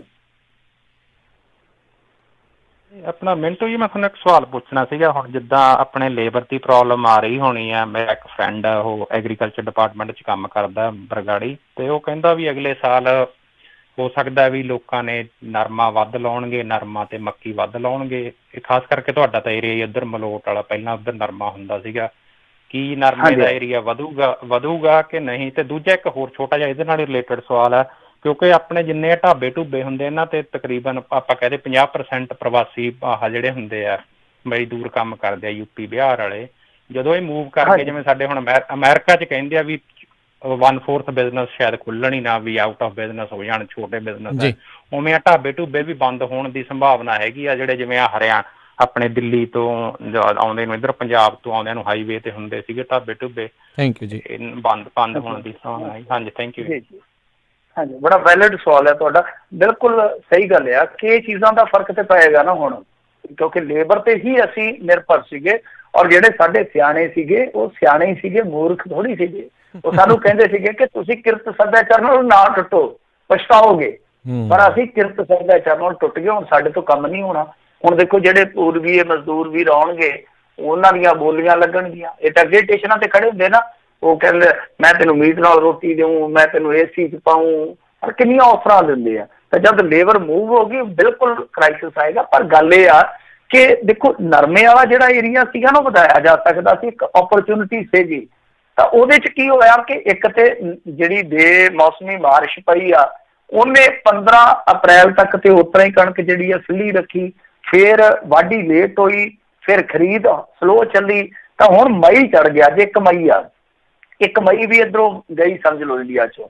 ਤਾਂ ਤੁਸੀਂ ਆਪ ਹੀ ਅੰਦਾਜ਼ਾ ਲਾ ਲਓ ਕਿ ਆਪਣੇ ਕੋਲ ਜੇ ਆਪਾਂ ਨਰਮੇ ਦੀ ਬਿਜਾਈ ਕਰਨੀ ਹੋਵੇ ਤਾਂ ਗਿਣਤੀ ਦੇ ਦਿਨ ਆ 10। ਲੋ ਇੱਥੇ ਚੱਲਣ ਲੱਗ ਪਈ ਆ। ਜਦੋਂ ਲੋ ਚੱਲਦੀ ਆ, ਇਹਨੂੰ ਕਹਿੰਦੇ ਭੂੰਡ। ਜਦੋਂ ਨਰਮੇ ਦੇ ਬੀਜ ਅੰਕੁਰ ਜਿਹਨੂੰ ਆਪਾਂ ਕਹਿ ਦਿੰਦੇ ਆ ਨਾ, ਉਹਨੂੰ ਕਹਿੰਦੇ ਭੂੰਡ। ਹਾਂਜੀ, ਜਦੋਂ ਫੁੱਟਦਾ ਹੈ ਤਾਂ ਉਹਨੂੰ ਭੂੰਡ ਕਿਹਾ ਜਾਂਦਾ ਹੈ। ਉਹ ਜਦੋਂ ਲੋ ਚੱਲਦੀ ਆ ਨਾ, ਤਾਂ ਉਹ ਭੂੰਡ ਜਿਹੜੇ ਆ ਉਹ ਸੜ ਜਾਂਦੇ ਆ। ਫਿਰ ਤਾਂ ਜਿਹੜਾ ਬੀ ਹੁੰਦਾ ਬਹੁਤ ਮਹਿੰਗਾ ਹੁੰਦਾ, ਦੁਬਾਰਾ ਪਾਉਣਾ ਜਿਹੜਾ ਬਹੁਤ ਔਖਾ ਹੁੰਦਾ। ਤਾਂ ਮੇਰੇ ਕਹਿਣ ਦਾ ਮਤਲਬ ਹੈ ਕਿ ਇੱਕ ਤੇ ਸਾਨੂੰ ਮੌਸਮ ਧੋਖਾ ਦੇ ਗਿਆ, ਇੱਕ ਹਾਲਾਤ ਧੋਖਾ ਦੇ ਗਏ, ਇੱਕ ਇਹ ਆ ਕਿ ਇਹਨਾਂ ਦਿਨਾਂ 'ਚ ਨਹਿਰੀ ਬੰਦੀਆਂ ਹੋ ਜਾਂਦੀਆਂ, ਮਤਲਬ ਕਿ ਨਹਿਰਾਂ 'ਚ ਪਾਣੀ ਨਹੀਂ ਹੁੰਦਾ। ਜੇ ਉਹ ਨਹਿਰਾਂ ਚਲਾ ਦਿੱਤੀਆਂ ਜਾਣ, ਲੋਕੀ ਬੱਤਰ ਕਰ ਲੈਣ, ਹੁਣ ਵੀ ਜੇ ਕਰ ਲੈਣ 5-10 ਦਿਨਾਂ 'ਚ ਜੇ ਨਰਮਾ ਬੀਜ ਲੈਂਦੇ, ਤਾਂ ਮੈਂ ਸਮਝਦਾ ਕਿ ਠੀਕ ਹੈ, ਏਰੀਆ ਰਕਬਾ ਸਾਡਾ ਵਧੂਗਾ। ਪਰ ਜੇ ਨਹੀਂ ਤਾਂ ਫਿਰ ਅੱਕ ਕੇ ਅਗਲਾ ਕਹਿੰਦਾ ਯਾਰ ਕੋਈ ਗੱਲ ਨਹੀਂ, ਆਪਦਾ ਟੱਬਰ ਲਾ ਲਾਂਗੇ, ਗਾਏ ਬਗਾਏ ਤੋਂ ਲੈ ਆਵਾਂਗੇ, ਲੇਬਰ ਕਰ ਲਾਂਗੇ, ਕਿ ਝੋਨਾ ਹੀ ਲਾਈਏ। ਫਿਰ ਅਗਲਾ ਮੂਡ ਚੇਂਜ ਕਰ ਲੈਂਦਾ। ਤਾਂ ਇਹ ਮੌਕਾ ਜ਼ਰੂਰ ਸੀਗਾ ਸਾਡੇ ਕੋਲ ਕਿ ਅਸੀਂ ਨਰਮੇ ਦਾ ਏਰੀਆ ਵਧਾ ਸਕਦੇ ਸੀ ਜੀ। ਦੂਜੀ ਗੱਲ ਸੀਗੀ ਵੀ ਜਿਹੜੇ ਬਹੁਤ ਸਾਰੇ ਛੋਟੇ ਬਿਜ਼ਨਸ ਆ ਜਾਂ ਢਾਬੇ ਆ ਵਗੈਰਾ ਆ, ਉਹਨਾਂ ਦੇ ਉੱਤੇ ਕਿੱਦਾਂ ਦਾ ਅਸਰ ਹੋ ਸਕਦਾ? ਬਿਲਕੁਲ ਇਹ ਅਸਰ ਤੇ ਹੋਏਗਾ, ਬਿਜ਼ਨਸ ਤੇ ਆਲ ਓਵਰ ਜੇ ਆਪਾਂ ਦੇਖੀਏ ਪ੍ਰਭਾਵਿਤ ਹੋਣਗੇ। ਔਰ ਜਿਹੜੇ ਢਾਬੇ ਸੀ ਉਹ ਤੇ ਹਾਲ ਦੀ ਘੜੀ ਬੰਦ ਨੇ, ਹਾਲ ਦੀ ਘੜੀ ਤੇ ਵੈਸੇ ਹੀ ਬੰਦ ਨੇ ਢਾਬੇ। ਜੇ ਖੁੱਲੂਗੇ ਵੀ, ਮੈਨੂੰ ਲੱਗਦਾ ਕਿ ਢਾਬੇ ਜੇ ਖੋਲੇ ਵੀ, ਜਿੱਦਾਂ ਹੁਣ ਸਪੇਨ ਵਾਲਿਆਂ ਨੇ ਖੋਲਿਆ, ਉਹਨਾਂ ਨੇ ਲੋਕਡਾਊਨ ਨੂੰ 4 ਫੇਸਿਸ ਦੇ ਵਿੱਚ ਚੱਕਣਾ, ਮਤਲਬ ਕਿ 0 1 2 3 ਇਸ ਤਰ੍ਹਾਂ ਲੈ ਕੇ ਜਾਣਾ। ਤਾਂ ਉਹਨਾਂ ਨੇ ਜੋ ਫੂਡ ਇਸ ਤਰ੍ਹਾਂ ਸਟੋਰ ਖੋਲ੍ਹਣੇ ਆ, ਤਾਂ ਉਹ ਇਸ ਤਰ੍ਹਾਂ ਦੇ ਲੈ ਕੇ ਆਉਣਗੇ ਮਾਮਲੇ ਕਿ ਜਿੱਦਾਂ ਤੁਸੀਂ ਉੱਥੋਂ ਪੈਕ ਕਰਾ ਕੇ ਫੂਡ ਲਿਆ ਸਕਦੇ ਹੋ, ਉੱਥੇ ਬੈਠ ਕੇ ਖਾਣ ਦੀ ਮਨਾਹੀ ਹੋਏਗੀ। ਤਾਂ ਸਾਡੇ ਵੀ ਹਾਲ ਦੀ ਘੜੀ ਤਾਂ ਮੇਰੇ ਖਿਆਲ ਦੇ ਨਾਲ ਖੁੱਲਣਗੇ ਨਹੀਂ। ਤੇ ਜੇ ਮੰਨ ਲਓ ਖੁੱਲ੍ਹਦੇ ਵੀ ਆ ਤਾਂ ਇਸ ਤਰ੍ਹਾਂ ਦੀ ਵਿਵਸਥਾ ਹੋਏਗੀ ਕਿ ਤੁਸੀਂ ਉੱਥੇ ਬਹਿ ਕੇ ਛਕਾ ਛਕਾਈ ਨਹੀਂ ਕਰ ਸਕਦੇ। ਤਾਂ ਜਿਹੜੇ ਆ ਛੋਟੇ ਕਾਰੋਬਾਰੀ ਉਹ ਤੇ ਬਿਲਕੁਲ ਮਾਂਜੇ ਜਾਣਗੇ, ਜਿਸ ਤਰ੍ਹਾਂ ਤੁਸੀਂ ਕਿਹਾ। ਜਿਹੜੇ ਕਾਰੋਬਾਰ ਚਲਾਉਣਗੇ ਵੀ, ਤਾਂ ਇੱਕ ਤੇ ਆ ਕਿ ਉੱਥੇ ਵੀ ਸ਼ਾਂਤੀ ਹੋਊਗੀ, ਲੇਬਰ ਬਹੁਤ ਘੱਟ ਰਹੇਗੀ, ਘੱਟ ਡਿਮਾਂਡ ਹੋਏਗੀ। ਦੂਜੀ ਗੱਲ ਇਹ ਆ ਕਿ ਫੂਡ ਪੈਕਿੰਗ ਦਾ ਜ਼ਿਆਦਾ ਜਿਹੜਾ ਉਹ ਮਸਲਾ ਵੇਖਣ ਨੂੰ ਮਿਲੇਗਾ। ਜੀ, ਅਗਲੇ ਕਾਲਰ ਨੇ ਪਰਮਿੰਦਰ ਜੀ। ਸਤਿ ਸ਼੍ਰੀ ਅਕਾਲ। ਹਾਂਜੀ, ਸਤਿ ਸ਼੍ਰੀ ਅਕਾਲ ਦੋਵਾਂ ਵੀਰਾਂ ਨੂੰ ਜੀ। ਸਤਿ ਸ਼੍ਰੀ ਅਕਾਲ। ਤੇ ਪਹਿਲਾਂ ਤਾਂ ਪੰਜਾਬੀ ਰੇਡੀਓ USA ਨੂੰ ਵਧਾਈਆਂ ਭਾਜੀ ਕਿ ਤੁਹਾਡੀ ਜਿਹੜੀ ਰਿਪੋਰਟ ਆ 4 ਮਿੰਟ ਦੀ ਪੂਰੇ ਮੇਨ ਸਟ੍ਰੀਮ ਮੀਡੀਆ ਨੇ ਪ੍ਰਸਾਰਿਤ ਕੀਤੀ ਹੈ, ਕਿਉਂਕਿ ਤੁਸੀਂ ਵੀ ਇੱਕ ਤਰ੍ਹਾਂ ਦੇ ਫਰੰਟ ਲਾਈਨ ਵਰਕਰ ਹੀ ਹੋ। ਥੈਂਕ ਯੂ ਜੀ, ਬਹੁਤ ਬਹੁਤ ਮੁਬਾਰਕਾਂ ਤੁਹਾਨੂੰ। Thank you Parminder. ਬੜੀ ਵਧੀਆ ਤੁਹਾਡੀ ਰਿਪੋਰਟਿੰਗ, ਸਾਰੀ ਵਧੀਆ ਹੁੰਦੀ ਹੈ। ਇੰਡੀਆ ਤੋਂ ਵੀ ਪੱਤਰਕਾਰ ਸਾਰੇ ਵਧੀਆ ਹੁੰਦੇ ਆ ਜੀ।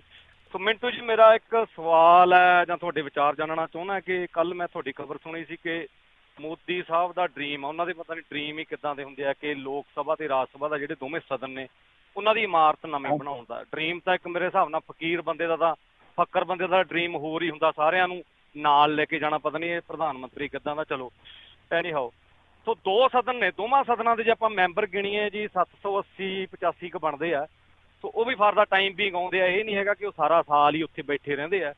ਸੋ ਇੰਨਾ ਪੈਸਾ ਉਹਦੇ ਤੇ ਖਰਚ ਕਰਨਾ ਕੀ ਇਹ ਵਾਜਬ ਹੈ? ਕਿਉਂਕਿ ਹੁਣ ਤਾਂ ਟਾਈਮ ਹੀ ਨਹੀਂ ਹੈਗਾ ਇੱਦਾਂ ਦਾ। ਭਾਵੇਂ ਕਿਸੇ ਨੇ PIL ਪਾਈ ਆ, ਉਹਦੇ ਤੇ ਕੋਈ ਰਿਸਪੌਂਸ ਸੁਪਰੀਮ ਕੋਰਟ ਦਾ ਆਇਆ ਜਾਂ ਨਹੀਂ ਆਇਆ।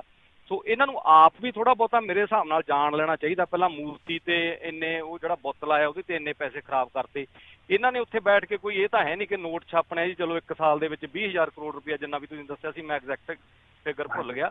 ਸੋ ਤੁਹਾਡਾ ਵਿਚਾਰ ਕੀ ਹੈ ਜੀ, ਕੀ ਇਹ ਹੋਣਾ ਚਾਹੀਦਾ ਹੈ ਜਾਂ ਨਹੀਂ? Thank you Parminder. ਨਹੀਂ, ਹਾਂਜੀ, ਜ਼ਿਆਤੀ ਤੌਰ ਤੇ ਪੁੱਛੋਗੇ ਤਾਂ ਮੈਂ ਇਸ ਚੀਜ਼ ਨਾਲ ਸਹਿਮਤ ਹਾਂ। ਹਾਲ ਦੀ ਘੜੀ ਕਿ ਜਦੋਂ ਤਾਂ ਤੁਹਾਡੇ ਕੋਲ ਹੋਣ, ਹੁਣ ਦੇਖੋ ਜਿੱਦਾਂ ਅਮਰੀਕਾ ਦੇ ਕੋਲ ਹੈਗੇ ਆ ਤਾਂ ਮਿਲੀਅਨ ਬਿਲੀਅਨ ਦੇ ਪੈਕੇਜ ਸੁੱਟੀ ਜਾਂਦਾ, ਕੈਨੇਡਾ ਦੇ ਕੋਲ ਹੈਗੇ ਆ ਸੁੱਟੀ ਜਾਂਦਾ, ਠੀਕ ਹੈ ਨਾ। ਤੁਹਾਡੇ ਕੋਲ ਹੈਗੇ ਆ ਤਾਂ ਤੁਸੀਂ ਲੋਕਾਂ ਨੂੰ ਦੇਈ ਜਾਂਦੇ ਹੋ। ਹੁਣ ਸਾਡੇ ਕੋਲ ਜੇ ਹੈਗੇ ਵੀ ਤਾਂ ਅਸੀਂ ਕਹਿੰਦੇ ਕਿ ਦਿਓ ਭਾਈ, ਦਿਓ, ਤੁਸੀਂ ਵੀ ਦਿਓ। ਚਲੋ ਮਿਲੀਅਨ ਨਹੀਂ ਦੇ ਸਕਦੇ, ਕੁਛ ਹਜ਼ਾਰ ਤੇ ਦਿਓ ਗਰੀਬ ਨੂੰ, ਮਿਡਲ ਕਲਾਸ ਨੂੰ, ਕੁਛ ਰਾਇਤਾ ਤਾਂ ਦਿਓ।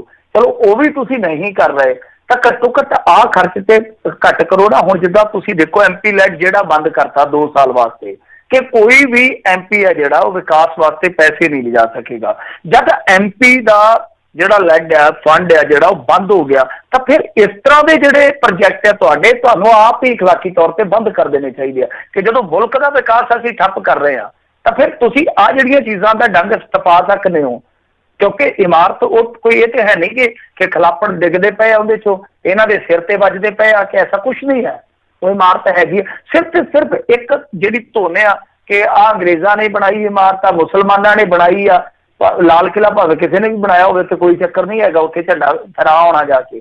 ਪਰ ਇਹ ਜਿਹੜਾ ਠੀਕ ਹੈ ਕਿ ਤੁਹਾਡਾ ਸੁਪਨਾ ਹੈ, ਤੁਸੀਂ ਕਹਿ ਰਹੇ ਹੋ ਕਿ ਅਸੀਂ ਬਣਾਵਾਂਗੇ ਸੈਂਟਰਲ ਵਿਸਟਾ ਪ੍ਰੋਜੈਕਟ ਬਣਾਵਾਂਗੇ, ਪਰ ਹਾਲ ਦੀ ਘੜੀ ਟਾਈਮਿੰਗ ਤੁਹਾਨੂੰ ਇਹ ਵੇਖਣਾ ਪਊਗਾ ਕਿ ਕੀ ਅਸੀਂ ਇਸ ਤਰ੍ਹਾਂ ਕਰਕੇ ਠੀਕ ਕਰ ਰਹੇ ਹਾਂ ਜਾਂ ਨਹੀਂ। ਤਾਂ ਮੇਰੇ ਖਿਆਲ ਦੇ ਨਾਲ ਉਹ ਪ੍ਰੋਜੈਕਟ ਇਹਨਾਂ ਨੂੰ ਆਪਣੇ ਆਪ ਹੀ ਇੱਕ ਸਮੇਂ ਲਈ ਮੁਲਤਵੀ ਕਰਨਾ ਚਾਹੀਦਾ। ਹਾਂ, ਜਦੋਂ ਪੈਸਾ ਆ ਜਾਵੇ ਜੋ ਮਰਜ਼ੀ ਬਣਾਈ ਜਾਣ, ਮੈਂ ਉਸ ਚੀਜ਼ ਤੋਂ ਇਨਕਾਰ ਨਹੀਂ ਕਰਦਾ, ਕਿਉਂਕਿ ਦੇਸ਼ ਚਲਾਉਣ ਲਈ ਇਹਨਾਂ ਨੂੰ ਸਟੀਅਰਿੰਗ ਦਿੱਤਾ ਗਿਆ ਹੈ ਲੋਕਾਂ ਵੱਲੋਂ। ਜੋ ਮਰਜ਼ੀ ਫੈਸਲੇ ਲੈਣ, ਆਪਾਂ ਉਹਨਾਂ ਦੇ ਵਿੱਚ ਠੀਕ ਹੈ ਐਨਾਲਿਸਿਸ ਕਰ ਸਕਦੇ ਹਾਂ, ਨੁਕਤਾਚੀਨੀ ਕਰ ਸਕਦੇ, ਪਰ ਰੋਕ ਨਹੀਂ ਸਕਦੇ ਆਪਾਂ ਇਖਲਾਕਨ।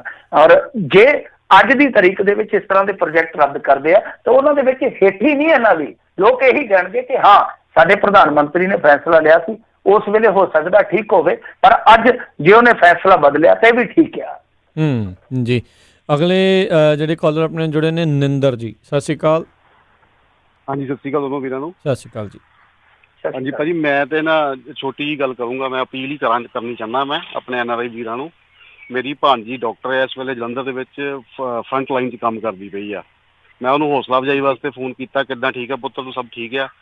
ਅੱਗੋਂ ਕਹਿੰਦੀ ਕਿ ਮਾਮਾ ਜੀ ਸਭ ਕੁਝ ਠੀਕ ਹੈ, ਮੈਂ ਫਰੰਟ ਲਾਈਨ ਕੰਮ ਕਰਦੀ, ਮੈਨੂੰ ਮਾਸਾ ਵੀ ਡਰ ਨਹੀਂ ਲੱਗਦਾ, ਪਰ ਡਰ ਲੱਗਦਾ ਮੈਨੂੰ ਘਰ ਜਾਣ ਤੇ, ਕਿਉਂਕਿ ਜੁਆਇੰਟ ਫੈਮਿਲੀ ਆ, ਵੱਡੀ ਫੈਮਿਲੀ ਆ। ਤੇ ਮੇਰੀ ਅਪੀਲ ਹੁਣ ਇਹ ਆ ਕਿ ਆਪਣੇ ਜੇ ਕੋਈ NRI ਵੀਰ ਆ ਜਿਹਨਾਂ ਦੇ ਘਰ ਖਾਲੀ ਆ, ਤਾਲੇ ਲੱਗੇ ਜਾਂ ਟੇਕ ਕੇਅਰ ਕੋਈ ਘਰ ਵਾਸਤੇ ਬੰਦਾ ਰੱਖਿਆ ਆ, ਮੇਰੇ ਕੋਲ ਘਰ ਤਾਂ ਨਹੀਂ ਸੀਗਾ, ਮੈਂ ਆਪਣੇ ਦੋਸਤ ਨਾਲ ਗੱਲ ਕੀਤੀ ਤੇ ਉਹਦਾ ਘਰ ਖਾਲੀ ਮਾਡਲ ਟਾਊਨ ਦੇ ਵਿੱਚ, 4 ਬੈਡਰੂਮ ਅਟੈਚ ਬਾਥਰੂਮ, ਤੇ ਉਹਨੂੰ ਅਸੀਂ ਪ੍ਰੋਵਾਈਡ ਕੀਤਾ, 3 ਕੁੜੀਆਂ ਹੋਰ ਨਾਲ ਉਹਦੇ ਆ ਗਈਆਂ। ਸੋ ਇਦਾਂ ਦਾ ਕੋਈ ਵੀ ਆਪਣਾ NRI ਵੀਰ ਹੈਗਾ ਆ ਜਿਹਦੇ ਘਰ ਖਾਲੀ ਪਿੱਛੇ ਬੈਠੇ ਆ, ਜ਼ਰੂਰੀ ਨਹੀਂ ਆ ਕੋਈ ਡਾਕਟਰ ਹੀ ਆ, ਪੁਲਿਸ ਵਾਲੇ ਵੀ ਆ, ਬਹੁਤ ਚੀਜ਼ਾਂ ਜਿਹੜੀਆਂ ਫਰੰਟ ਲਾਈਨ ਤੇ ਕੰਮ ਕਰਦੇ ਪਏ ਆ। ਜੇ ਕਿਸੇ ਨੂੰ ਇਦਾਂ ਦਾ ਘਰ ਖਾਲੀ ਆ ਤੇ ਉਹ ਘਰ ਜਾਣ ਤੋਂ ਡਰਦੇ ਆ ਤੇ ਉਹਨਾਂ ਨੂੰ ਪਲੀਜ਼ ਪ੍ਰੋਵਾਈਡ ਕਰੋ, ਉਹਨਾਂ ਆਪਣੇ ਘਰ ਖਾਲੀ ਖੋਲ ਦਿਓ। ਮੈਂ ਇਹ ਕਹਿਣਾ ਚਾਹੁੰਦਾ ਸੀ ਭਾਜੀ। ਥੈਂਕ ਯੂ ਵੀਰ ਜੀ। Thank you.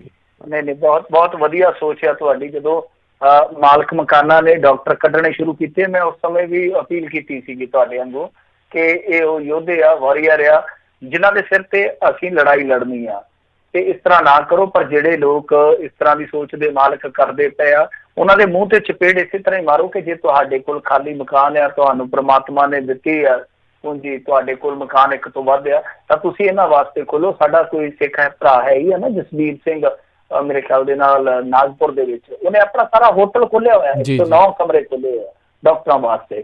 ਤਾਂ ਬਿਲਕੁਲ ਤੁਹਾਡੀ ਗੱਲ ਸਹੀ ਆ, ਔਰ ਇਸ ਅਪੀਲ ਨੂੰ ਅੱਗੇ ਕਨਵੇ ਕਰੋ। ਸਾਰੇ ਜਿੰਨੇ ਲਿਸਨਰ ਆ, ਮੈਂ ਵੀ ਕਰੂੰਗਾ ਆਪਣੇ ਤੌਰ ਤੇ, ਜ਼ਾਤੀ ਤੌਰ ਤੇ ਵੀ ਬਹੁਤ ਜ਼ਰੂਰੀ ਹੈ। ਕਿਉਂਕਿ ਦੇਖੋ ਇਹਨਾਂ ਦਾ ਵਾਕਿਆ ਹੀ ਹੌਸਲਾ ਇਹਨਾਂ ਦਾ ਇਹੋ ਜਿਹਾ ਹੁੰਦਾ ਹੈ ਕਿ ਉੱਥੇ ਲੜਦਿਆਂ ਨੂੰ ਡਰ ਨਹੀਂ ਆਉਂਦਾ, ਪਰ ਜਦੋਂ ਵਾਪਸ ਫੈਮਿਲੀ ਦੇ ਵਿੱਚ ਆਉਂਦੇ ਉਦੋਂ ਡਰ ਆਉਂਦਾ। ਮੇਰੇ ਦੋਸਤ ਆ ਪੁਲਿਸ ਦੇ ਵਿੱਚ, ਔਰ ਉਹਨਾਂ ਦੇ ਬੱਚੇ ਆ ਛੋਟੇ ਛੋਟੇ, ਆ ਜਿਹੜੇ ਯੰਗ ਮੁੰਡੇ ਭਰਤੀ ਹੋਏ ਆ ਉਸ ਬੈਚ ਦੇ ਆ, ਤੇ ਉਹ ਕਹਿੰਦੇ ਆ ਕਿ ਹਾਂ ਅਸੀਂ ਜਦੋਂ ਜਾਂਦੇ ਹਾਂ ਡਿਊਟੀ ਕਰਦੇ ਹਾਂ ਤੜਕੇ 4 ਵਜੇ ਤੋਂ ਲੈ ਕੇ ਰਾਤ 11 ਵਜੇ ਤੱਕ ਕੁਛ ਨਹੀਂ ਹੁੰਦਾ, ਠੀਕ ਹੈ, ਪਰ ਜਦੋਂ ਅਸੀਂ ਘਰ ਵਾਪਸ ਵੜਦੇ ਹਾਂ ਸਾਡੇ ਤੇ ਇੰਨਾ ਪ੍ਰੈਸ਼ਰ ਹੁੰਦਾ ਹੈ ਕਿ ਪਹਿਲਾਂ ਵਾਸ਼ਰੂਮ ਨੂੰ ਜਾਈਦਾ, ਨਹਾ ਕੇ ਧੋ ਕੇ ਲੀੜੇ ਬਾਹਰ ਲਾ ਕੇ ਜਾਈਦਾ ਕਿ ਛੋਟੇ ਬੱਚਿਆਂ ਨੂੰ ਕਿਤੇ ਨਾ ਲੈ ਡੁੱਬੀਏ, ਅਸੀਂ ਤੇ ਮੌਤ ਦੇ ਮੂੰਹ 'ਚ ਕੰਮ ਕਰਦੇ ਹੀ ਪਏ ਆ। ਸੋ ਇਹ ਡਰ ਰਹਿੰਦਾ ਡਾਕਟਰਾਂ ਵਾਸਤੇ। ਇਸ ਡਰ ਦੇ ਵਿੱਚ ਕੰਮ ਕਰਨਾ ਮੇਰੇ ਖਿਆਲ ਦੇ ਨਾਲ ਠੀਕ ਨਹੀਂ ਰਹੇਗਾ। ਜੇ ਇਸ ਡਰ ਨੂੰ ਦੂਰ ਕਰ ਦਿੱਤਾ ਜਾਵੇ ਤਾਂ ਬਹੁਤ ਵਧੀਆ ਰਹੇਗਾ ਜੀ। ਅਗਲੇ ਕਾਲਰ ਨੇ ਆਪਣੇ ਨਾਲ ਜੁੜੇ ਹਰਜੀਤ ਜੀ, ਸਤਿ ਸ਼੍ਰੀ ਅਕਾਲ ਜੀ। ਹਾਂਜੀ ਰਾਜਕਰਨ ਤੇ ਮਿੰਟੂ ਜੀ, ਸਤਿ ਸ਼੍ਰੀ ਅਕਾਲ ਜੀ। ਸਤਿ ਸ਼੍ਰੀ ਅਕਾਲ ਜੀ। ਸਤਿ ਸ਼੍ਰੀ ਅਕਾਲ ਜੀ। ਹਾਂਜੀ ਮਿੰਟੂ ਜੀ, ਤੁਸੀਂ ਅਕਸਰ ਰੋਜ਼ ਜਾਂ ਮਹੀਨੇ ਤੋਂ ਦੱਸ ਰਹੇ ਹੋ ਜੋ ਪ੍ਰਧਾਨ ਸਾਹਿਬ ਨੇ ਕੀਤਾ, ਸਰਕਾਰਾਂ ਨੇ ਕੀਤਾ, ਲੋਕਡਾਊਨ ਇੱਕਦਮ ਹੀ ਕਰ ਦਿੱਤਾ, ਕਿਸੇ ਨੂੰ ਇੱਧਰ ਉੱਧਰ ਜਾਣ ਦੀ ਮੌਕਾ ਹੀ ਨਹੀਂ ਦਿੱਤਾ ਗਿਆ, ਤੇ ਦੂਜਾ ਮਜ਼ਦੂਰਾਂ ਨੂੰ ਕੀ ਦਿੱਤਾ ਇਹਨਾਂ ਨੇ ਪ੍ਰਧਾਨ ਸਾਹਿਬ ਨੇ ਜਾਂ ਕੀ ਕਰ ਰਹੇ ਨੇ ਸਾਰੇ ਤੁਸੀਂ ਦੱਸ ਹੀ ਦਿੱਤਾ। ਕਿ ਇਸ ਬਾਰੇ ਵਿਰੋਧੀ ਪਾਰਟੀਆਂ ਜਾਂ ਇਹ ਲੋਕ ਕਿਉਂ ਨਹੀਂ ਬੋਲ ਰਹੇ? ਇਹ ਜਿਹੜੇ ਮਜ਼ਦੂਰ ਨੇ ਜਿਨ੍ਹਾਂ ਨੂੰ ਕੁਛ ਨਹੀਂ ਦਿੱਤਾ, ਇਹ ਮੀਡੀਆ ਨੇ ਤਾਂ ਨਹੀਂ ਬੋਲਣਾ, ਪਰ ਇਹ ਲੋਕ ਜਾਂ ਵਿਰੋਧੀ ਪਾਰਟੀਆਂ ਕਿਉਂ ਨਹੀਂ ਬੋਲ ਰਹੀਆਂ ਇਹਦੇ ਬਾਰੇ? Thank you. ਮਿਹਰਬਾਨੀ। ਕਾਹਦੇ ਬਾਰੇ ਮਾੜੀ ਜੀ ਗੱਲ? ਵੀ ਜਿਹੜੇ ਮਜ਼ਦੂਰਾਂ ਦੇ ਹੱਕ ਦੇ ਲਈ ਜਾਂ ਉਹਨਾਂ ਸਾਰੀਆਂ ਦੇ ਲਈ ਵੀ ਜੋ ਵੀ ਇਹਨਾਂ ਨੇ ਕੁਤਾਹੀਆਂ ਕੀਤੀਆਂ, ਵੀ ਉਹਨਾਂ ਦੇ ਖਿਲਾਫ ਕਿਉਂ ਨਹੀਂ ਕੋਈ ਆਵਾਜ਼ ਚੱਕ ਰਿਹਾ ਵੀ ਸਰਕਾਰ ਦੀ ਨਾਕਾਮੀ ਲਈ?